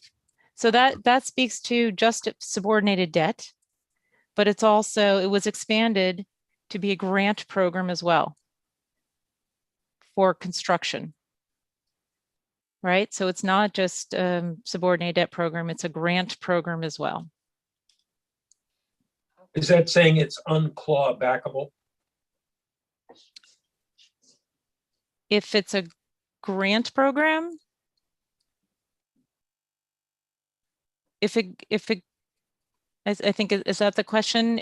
Well, Yeah, a concern was expressed not long ago that if CUDs were given money to be a bank to then loan the money out and recoup it, that might, when they got the money back, the federal government might wish to get back the federal government's investment. right. So Does this solution avoid that problem? Yeah, okay. So I wasn't sure who was doing the clawing back. But yes, if you're talking about federal dollars going out, if it goes out in the form of a loan, any repayment of that loan would likely have to go back to the US Treasury. So it could not go out again. It couldn't be a revolving loan program. Most likely. This is just based on, the guidance that we have to date. Okay. Of what I thought you were also might be so the CUD isn't going to be giving loans. The authority is going to be giving loans to CUDs who may partner, with another provider. My question is in such a way as to avoid any possibility of having that money clawed back. Right. And that's part of why it's exactly why they've expanded it to also be a grant program, because then that money can go out in the form of grants to build infrastructure. And there's no repayment of money that then would go back to the federal government. Okay, Maria? May I ask a question regarding, Yes. we have a lack right now of definition of what we can and cannot do for certain vis-a-vis federal funds. There's also the issue of these funds being used, for example, as a reserve in order to entice banks to loan money to CUDs for activity. In the event, though, that reserve is for a limited period of time and prior to the end of the availability of those funds, would it be your understanding that the funds could then be turned into a grant at that point? That's a good question. So, basically, to set aside federal dollars as a reserve to facilitate lending by banks, and then if the money as authorized. It meets that, presumably in 3 to 4 years, that CUD, and I think we're talking about a 4-year period, that prior to that on a predetermined date, in fact, as to how long that reserve should last, could then be turned into a grant under the federal requirements, I would hope at that point. That's an excellent question. I'm not Well, sure again, the it's something answer. perhaps to Yep, look at. We may not know the answer Right. today, but that's one option. The second option, Yep. equity. In other words, if we treat funds going into a CUD as equity as opposed to either a loan or a grant, it's equity and represents an ownership interest. And as an ownership interest in a profit-making entity, presumably there can be profits that derive from that in future years, and those profits could go back to a revolving fund for future use in supporting broadband. Would that be your understanding? If you wanted to structure it that way, there may be an opportunity to do that. So if the money goes out as equity, as grants, it generates revenue. If as a condition of the grant, you're saying that the state should maybe receive some of that revenue, which it could then do with what it either reinvest it in other projects or expand. Yeah. Correct. The ownership of it is this revolving fund, but that or the investor is the revolving fund in the CUD or whatever entity receives it, and that entity pays then dividends or a portion of profits or what have you. And it's those things, which is not loan repayment, that Right. then helps the revolving loan fund. I think another option is matching grants. If you take the situation we have with EC Fiber, in which we try to get community involvement, nonprofits and so on to help, matching grants is another way to do that, that we'll match you 1-for-1 for every dollar you put in. That we will use these federal funds to match it as, again, an investment in, as opposed to a loan too. So it says, I think we have more flexibility than we may think we have. And Right. that's worth exploring. Yes, absolutely. That answers one of my questions, which the first thing I want to know is, why did the original broadband telecommunications, TVA, why did it fail? Part of it seems to be it couldn't reach goals, but the other part was once the federal money went away, it didn't have any way to support itself. And so I think having an equity, ownership interest might be a way to accomplish that. It's worth thinking about. Mhm. Okay. Great. Thank you, Faith. So now we're on to section 8089, which is a reporting requirement, an annual report. Skip over that. We can skip over that. We have had enough issues with reports. Okay, so then that brings us to section 8089A is the sunset. As I already mentioned, this authority sunsets July 1st, 2029. There's a provision in the final annual report that the authority can make a recommendation about its continued existence. That's in B. Then section 3, I think we can go through some of these sections pretty quickly. The first meeting of the board should be within 60 days of the effective date of the act. The department should provide administrative support for 180 days from the initial organizational meeting, but that would be reimbursed through the new fund that you've created. And then there's some office space that's made available. Section 4,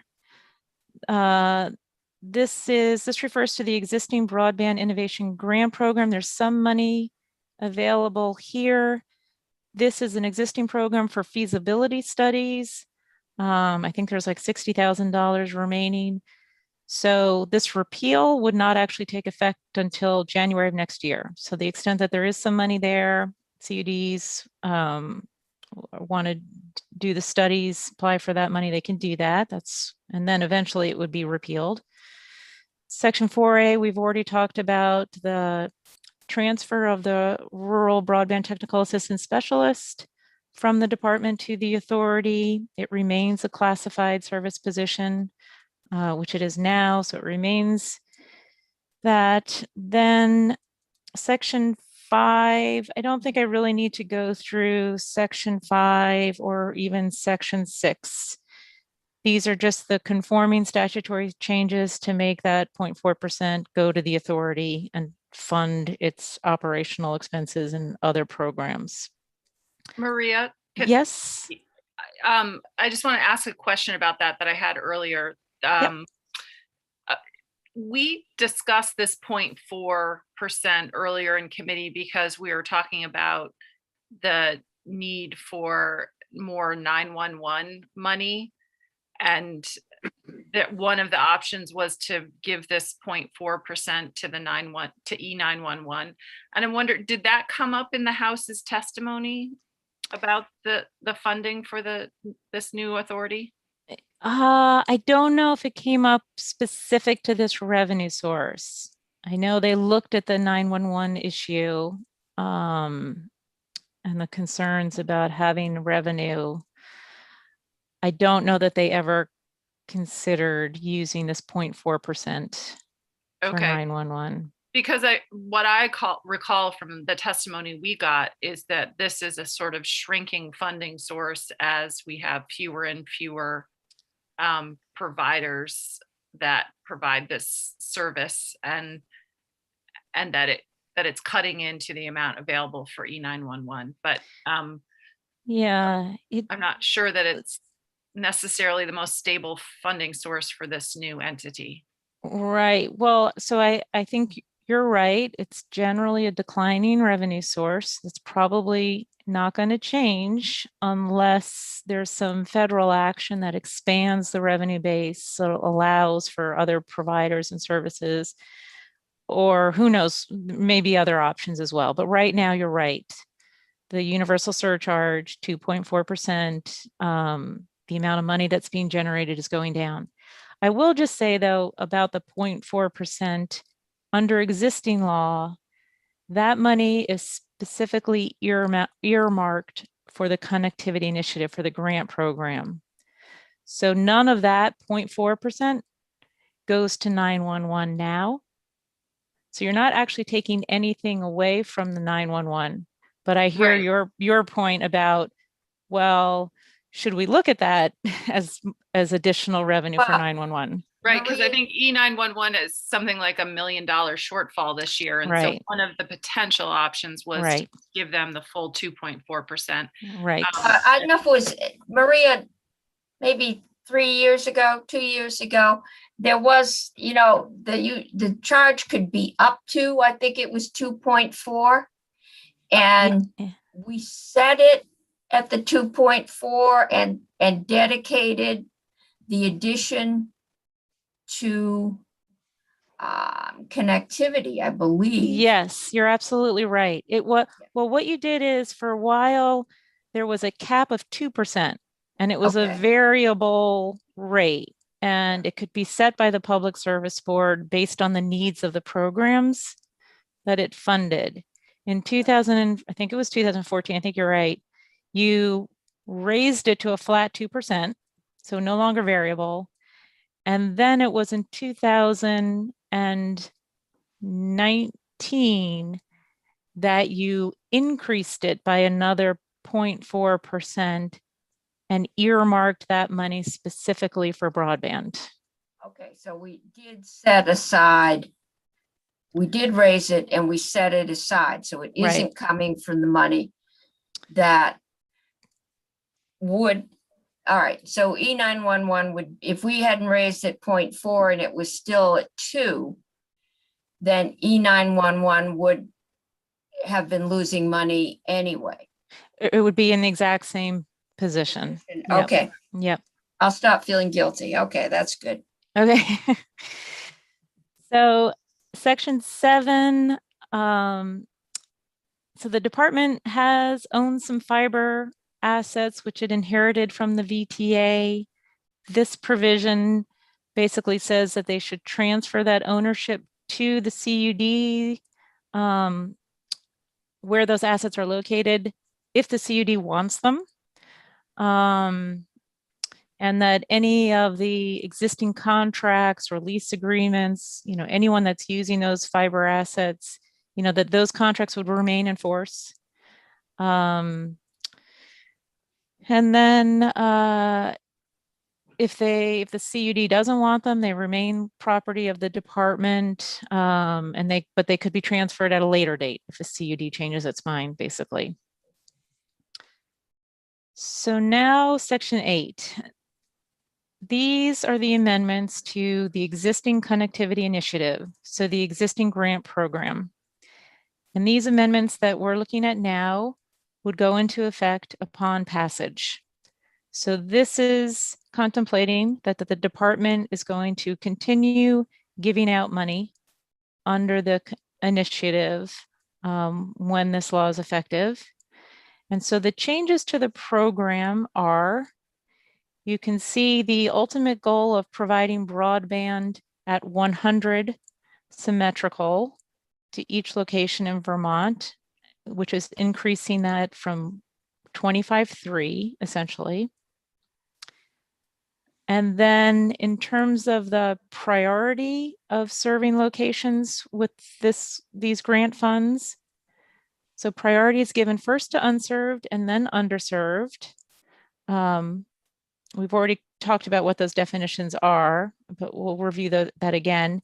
But also that are part of a plan, just going back a little bit, that are part of a plan to achieve universal broadband coverage in a community or communications union district. So again, looking a little bit more holistically at whole areas that are in need of service. So then, again, we talked about what the definitions are for purposes of funding. Unserved is less than 4.1, underserved is between 4.1 and less than 25.3.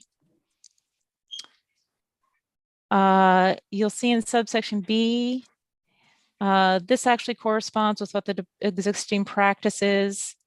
The department has more granular data, so when they publish a list of eligible areas, they do it by 911 location, not census blocks. So this is a conforming amendment here.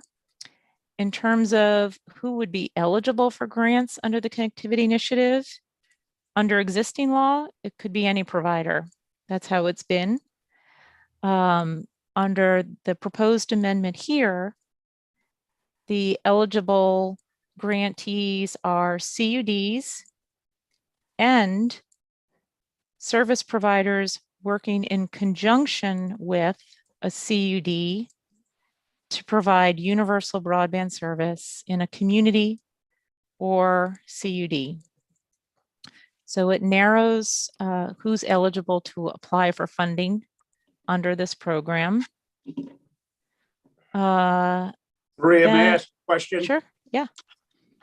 As I've read this, it's my understanding that this then would restrict all of our small telephone and telecommunications providers, such as Waitsfield Telephone, Franklin Telephone, those local providers who in many cases are providing 100-100 in their communities and are still attempting to expand 100-100 elsewhere, but they would be excluded the way this reads unless they were connected to a CUD. Is that correct? That's correct. Thank you. So then, Was there a reason for that? well, so I'm sure the members of the House Energy and Technology Committee can be more eloquent in stating, what the reasoning is. But yes, they made a decision that they want to support CUDs and they want to also encourage any of the incumbent providers to work with CUDs. So incumbent providers are Comcast or Franklin Telephone? Right. Well, yeah, and maybe I shouldn't have used incumbent because that raises different issues, but basically any of the existing providers, any provider, broadband provider, whether it's the independent telephone companies, whether it's Consolidated, whether it's Comcast, any provider that wants to work with the CUD to build out in their territory or build out a community, they can apply and be eligible. But What if there's no CUD? if there's no CUD, then they would not be eligible. So those folks are really up the creek. Their customer base. Okay. Yes. And so Right. I think it's a good question. And this is a policy choice. I don't have the map in front of me in terms of the number of CUDs and the areas that they're covering, so I think that's a great issue to maybe drill down a little bit more, like, are there unserved areas where there is no CUD? And there is some provision for financing through the loan program, which we'll get to in a minute. But in terms of this grant program and in terms of the other grant programs we've looked at already, it is limited to CUDs and other ISPs that are working with a CUD. Madam Chair, Senator McDonald. this is very helpful because it is made clear what the situation is. And I think each of us is struggling in their mind how it might be resolved. And so I think we can all file that away and say it's something we need to answer amongst ourselves as we move forward. Thank you. Okay. Great. Go on. So in terms of, what the department shall consider when making awards, they're listed. There's only one new consideration, and that is number 7, the extent to which a proposal leverages federal or private funding opportunities. And then subsection C, this is the kind of accountability provision, which is making sure that the money goes out based on the value of the work that's completed. And, basically asking the department to work with each grantee to come up with a payment schedule that reflects the verified percentage of project completion. And the department does this to some extent already, but this is just being very specific. That the money doesn't all go out in advance, that there's incremental distribution of funds as the work is being done, and also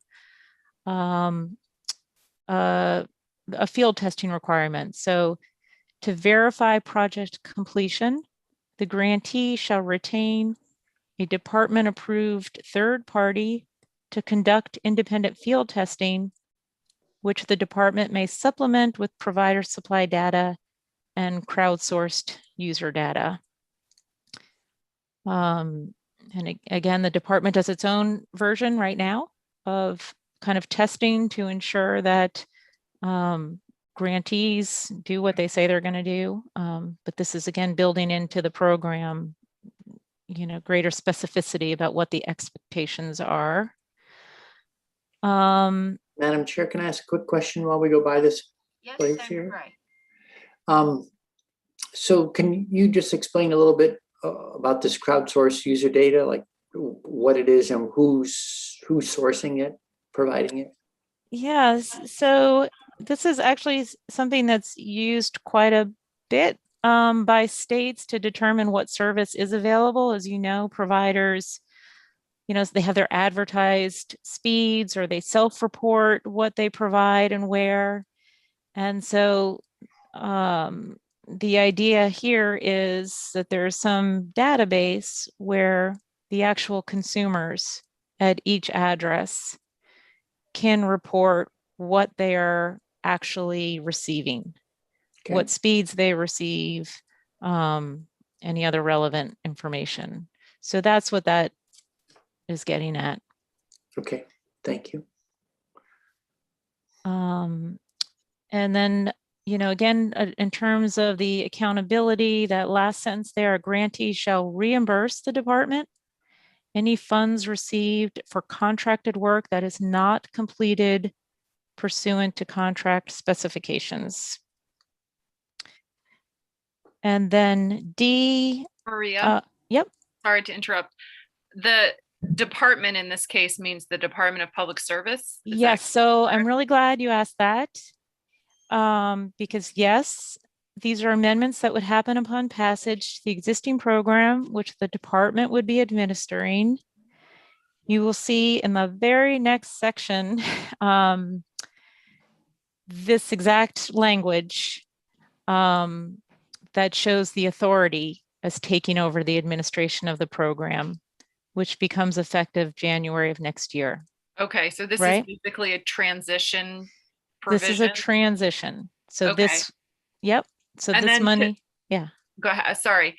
No. To follow up on Senator Bray's question, the crowdsourcing process, you said that there is something similar to that that's already in effect with the department? Well, actually, I don't know if Vermont does that. They may do that to some extent. I don't know if it's an actual kind of program or database specifically. I don't know the answer to that. I do know, like when I've looked at what other states are doing and other entities when they're trying to track deployment and compare federally self-reported data with, what is actually available. There's a lot of crowdsourced data. So I know that this is a tool that's used in other states and with other entities that are trying to actually track what is the status of deployment. So Okay. Do you know if it will require additional resources to be able to collect and store that data or anything? I think it's a good question. I don't recall the department speaking directly to this requirement. It is written as the department may supplement their independent field testing with provider supplied and crowdsourced data. So, I suppose since it's discretionary, if they don't have the funds to do it, or if there is a cost, I don't know. I don't recall the department actually speaking to this issue. So, Okay, I will ask them when they come in to Okay. testify. Thank you, Maria. okay. Yep. Right. Maria, I know- the problem we're trying to solve, it sounds like, is the one we had with cell service, where if one person in a census block had cell service, the Fed said the whole block did, and therefore Vermont was pretty well served. We drove around and tested various locations to find out exactly how far, Right. how much was covered. This would allow us to do a crowdsource. Right. Yeah. Well, you actually are, you're right on point. And I think, part of how that's being addressed here is this specific program, the state grant program, the department now has address specific information. So fortunately, unlike the federal government, which still relies on census block data, which disadvantages many rural communities that have one address that could be served. You're absolutely right. That's been a big problem for eligibility for federal funds. Fortunately, under this state program, it's the eligibility is based on address level data. So that's a good thing.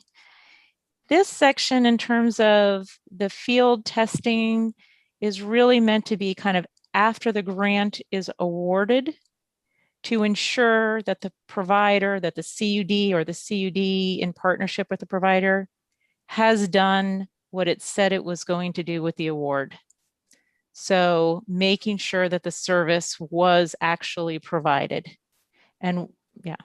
Yeah, and this is coming out of previous bad experience with a provider who was going to provide a certain level of, I think it was cell service, it may have been cell with broadband.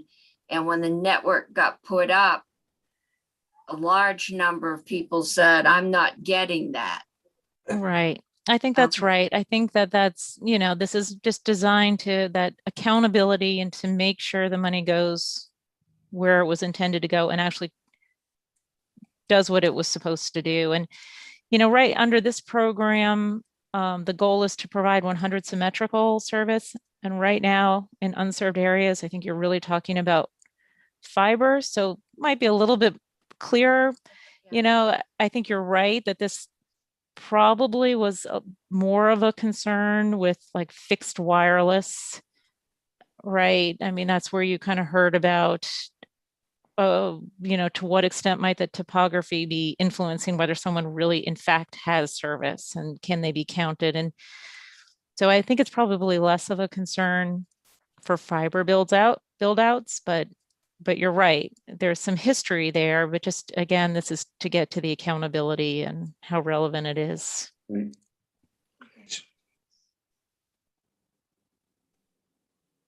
Madam Chair? Donald, yeah.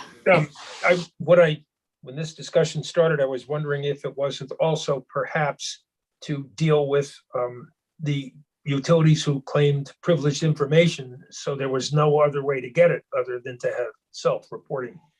Is that also a reason for doing this, or was I incorrect in raising it as an issue of privileged information? Yeah, I'm not sure, to be honest with you, because if a provider receives a state grant, then I'm not sure that they can then say whether they have actually complied with the grant is privileged information, right? So I'm not sure that it's an issue. Excellent point, Madam Chair, and that's a question we're going to have to clarify and resolve. Thank you. Okay. Yep. Thank Yeah, you. I think that it's pretty, you can verify that the line goes by the property and is available for hookup. I think where we've run into trouble with privilege is how many people actually have hooked up or at what level, because that gets into market share. Well, I don't know that it's whether or not the line is there. It's how many customers have you gotten?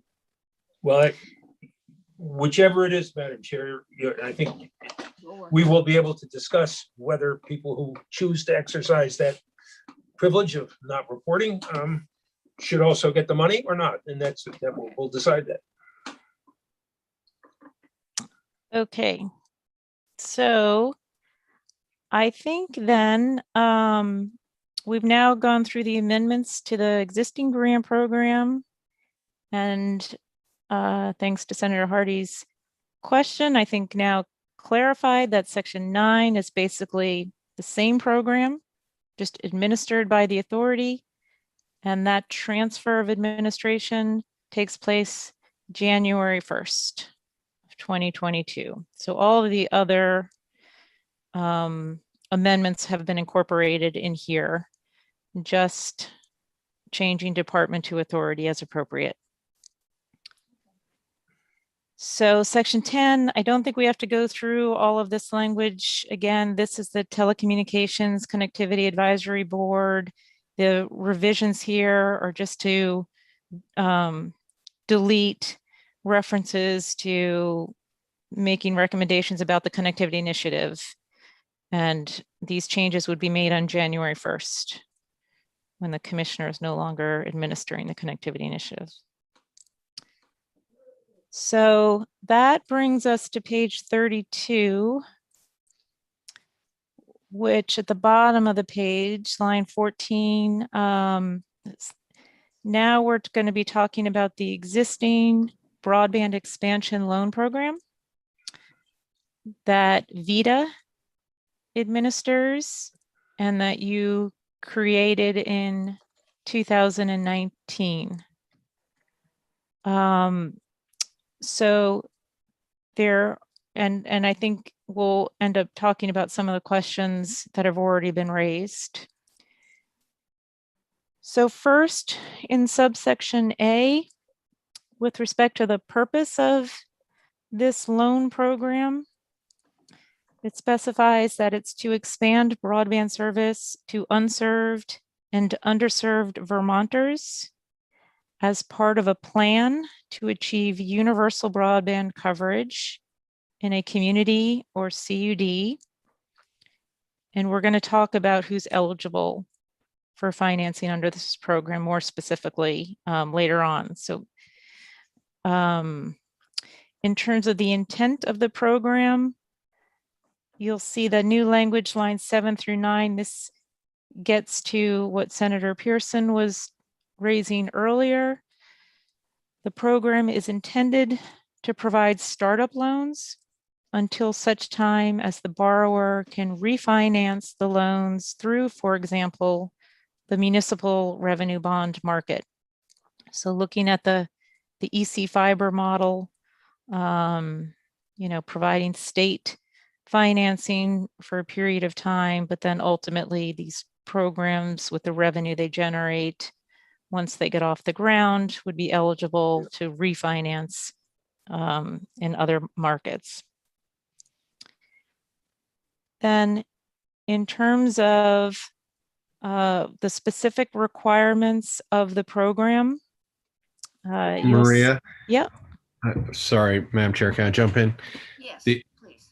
That seems very specific to the loans. Is there any similar section in here that specifies that the grants can essentially be used for startup capital? Or is that just inherent?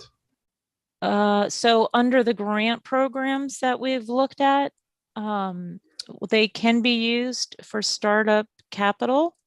There isn't I don't think there's a similar kind of statement of intent. But But it's not precluded. But it's not precluded. No. In fact, I think there's a recognition that for many of the CUDs, which are not operational, only EC Fiber is operational at the moment, that the funding that they're going to receive is for the startup costs.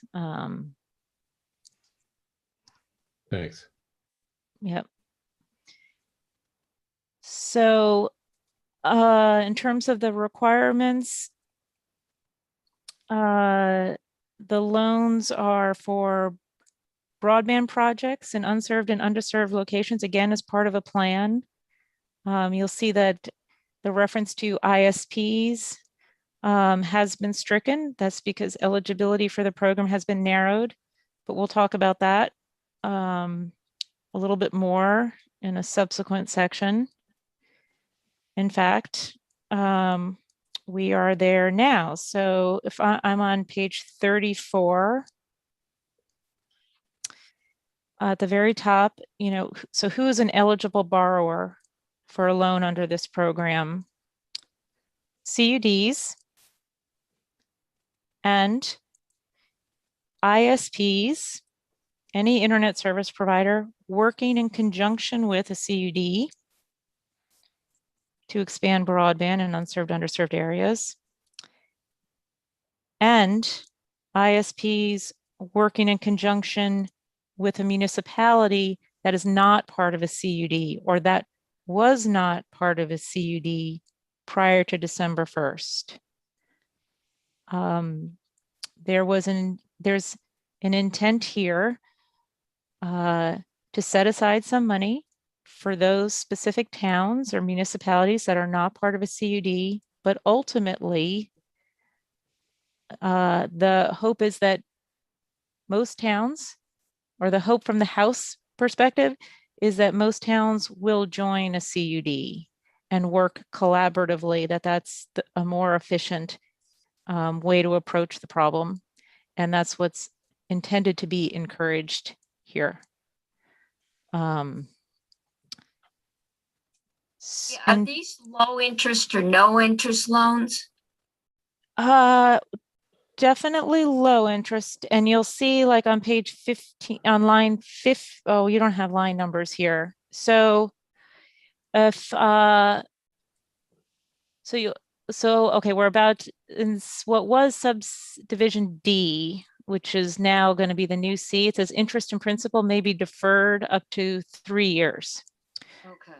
So under existing law, it's up to 2 years. And so the idea is these are maybe for startup, and primarily will be for startup projects, not exclusively, but that, you know, with the expansion of that, there might be a period of time between when they get the money, when the construction happens, and when the revenue starts coming in from subscriptions. And so, you know, allowing for deferral of any kind of repayment on interest or principal for a period of time. The above that provision that was stricken, a loan shall not exceed 90% of project costs.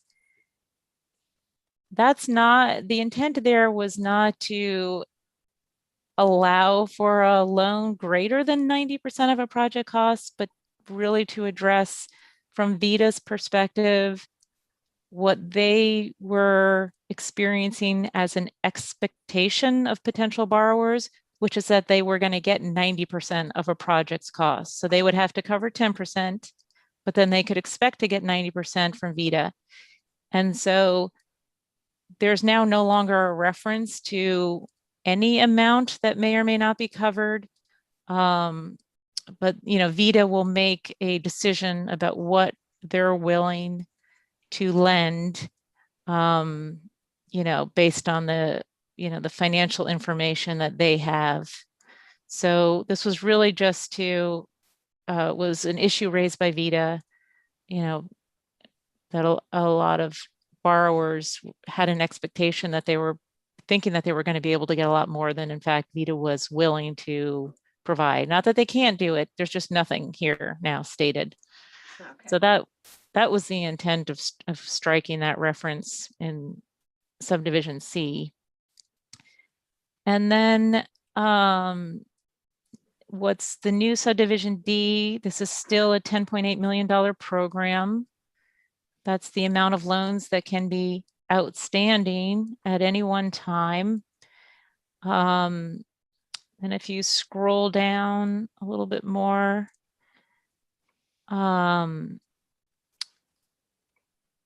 two B3s. Oh, so in terms of that amount, that 10.8, 1/6 of that amount is available for those borrowers who are towns that are not part of a CUD. That's what that cross-reference is. So a limited amount of money for those municipalities. Then, But not for the municipal telephones. so there is, correct, unless the ISP, right. If you're an ISP working in conjunction with a CUD, you can apply for borrowing. Yeah. So then, in subdivision 3, this is just a requirement that the authority, the VITA, consults not only with the department, but with the new broadband authority. Then in subsection D, I don't think there are any changes. This is just a reporting requirement.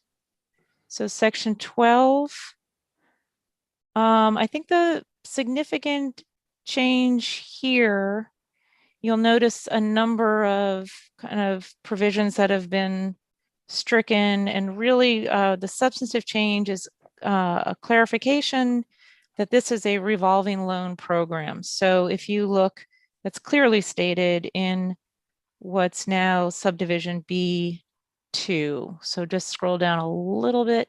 Yep. So this is a revolving loan program. The existing program, the way it was drafted, did not look like it was a revolving loan program, that the $10.8 million could go out in loans, but as it's repaid, eventually the program would terminate, go back to the general fund or whatever. So this is specifying that this money up to 10.8 can be outstanding at any one time and continue to be reinvested in the form of loans going forward indefinitely. So then that brings us to section 15, which is on page 37. Maria, though, Yep. sorry to jump in, but does that mean that it has to be general fund dollars and can't be ARA money? Because if it's going into a revolving loan. Right. So this, so there's no federal or state money going to this program. 2 years ago, you appropriated general fund dollars for loan loss reserves. That's the only state money that's gone to this program to date, and there's no additional appropriation. VITA has bonding authority. You, a couple years ago, gave them additional bonding authority so that they could borrow additional monies to lend out under this program. So there's actually no federal or state dollars going to help finance this program. This should already be established. The money is available based on VITA's, what VITA can borrow with the authority that it already has.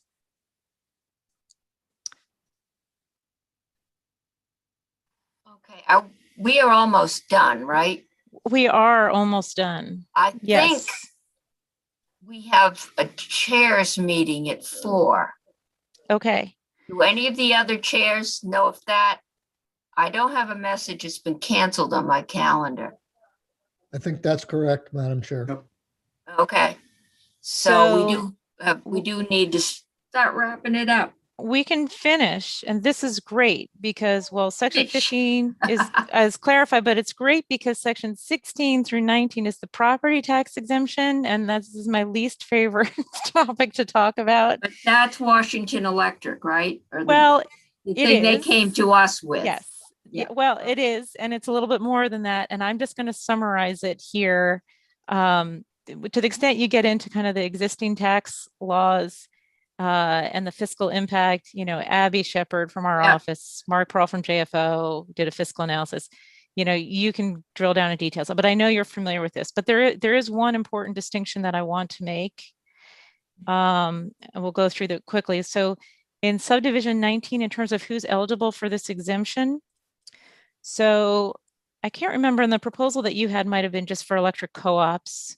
It's certainly Washington Electric has been a leader in advocating for this based on the financing that they can get and then hopefully leverage for the CUDs. But just so you know, and we don't spend a lot of time here, but 19, this is for any distribution utility for their broadband infrastructure. Okay, so it's not just co-ops. And then 20, subdivision 20, also eligible for the exemption here would be any internet service provider for their broadband infrastructure, provided that it meets the conditions. It's 100 symmetrical service, it goes to unserved and underserved areas, etc. So we don't have to go, and it's only for both of these both of these eligible categories, property owners. It's for construction, new construction only. And there's been a lot of ambiguity about who's paying what now. And I know you've heard from tax and PUC, so anyway, you'll hear kind of more about this going forward. But I just wanted to make sure that you understood that we're talking about. Does this include telephone poles? This includes, so there is an existing telephone personal property tax, which is not referenced here. This is only for broadband infrastructure. Okay. Right? So mostly what's kind of being referred here is fiber lines, because there's that speed required of 100 symmetrical. So anyway, then I'm going to run through, I'm going to go all the way to section, page 39, the bottom of 39 are the workforce, the beginning of the 3 workforce, communications workforce provisions. This is a survey just to understand what the communications needs are. Department of Labor does this survey to help understand what the need is. And then section 21 is a training program for incumbent employees in the communications field to help upgrade their skills. And then section 22 is a new apprenticeship program that would be available for installers of broadband networks. So then the appropriation section, we'll just quickly go through this because obviously this is important. And we already talked about this. This is all ARPA federal funds, $150 million. So 30 million of that 150 million goes to the pre-construction grant program. That was the one that allowed 9 million to go out by the Department of Public Service immediately, but the remainder of that would be available for the authority. Then 120 million for the construction grant and debt program. And all of this is in anticipation of the money coming in and consistent with whatever the federal guidelines are. So then scrolling down a little bit more is the 100,000 for those workforce development programs we just mentioned. Then scrolling down a little bit more, that C is just the 0.4%. This is just allows the authority to start spending that money before it actually comes in if necessary, in anticipation though of the revenue coming in. D is just transferring the grant. I think we covered that already, an existing grant for CUD support. I think you can scroll down a little bit further. Thank you. Faith, the priorities, just federal funds should support the new authority and its programs. And that's pretty much it. It's effective on passage, except, and we've already talked about things that are effective in January. Maria, what committees did this bill go through in the House? So this formally went through, obviously it's a committee bill from Energy and Technology. It went to Ways and Means and it went to Appropriations and then informally was reviewed by the House Commerce Committee. Thank you. Okay, and I think we have our work cut out for us. Thank you, Maria. It's perfect timing. We have 1 minute Great. to get to the next meeting. We will take this up again. Everybody can kind of read it through and think about who you'd like to hear from. It is a massive bill, so it's going to take us some time. I'd like to get a feeling, and perhaps Senator Bray, you can help us figure out who to talk to as to what happened and why the original failed, or why we put it in mothballs. I wasn't on finance when that decision was made, but I think if we're going to do anything, it would be best not to redo the mistakes of the past. So see if we can get a sense about that. It sounds like all of them are dependent on federal money. There's no new state money in here, which will make appropriations happy, but which is probably why the end date is 29. So thank you, everyone. Thank you, Faith. You can take us off live stream. Ending live And- stream now.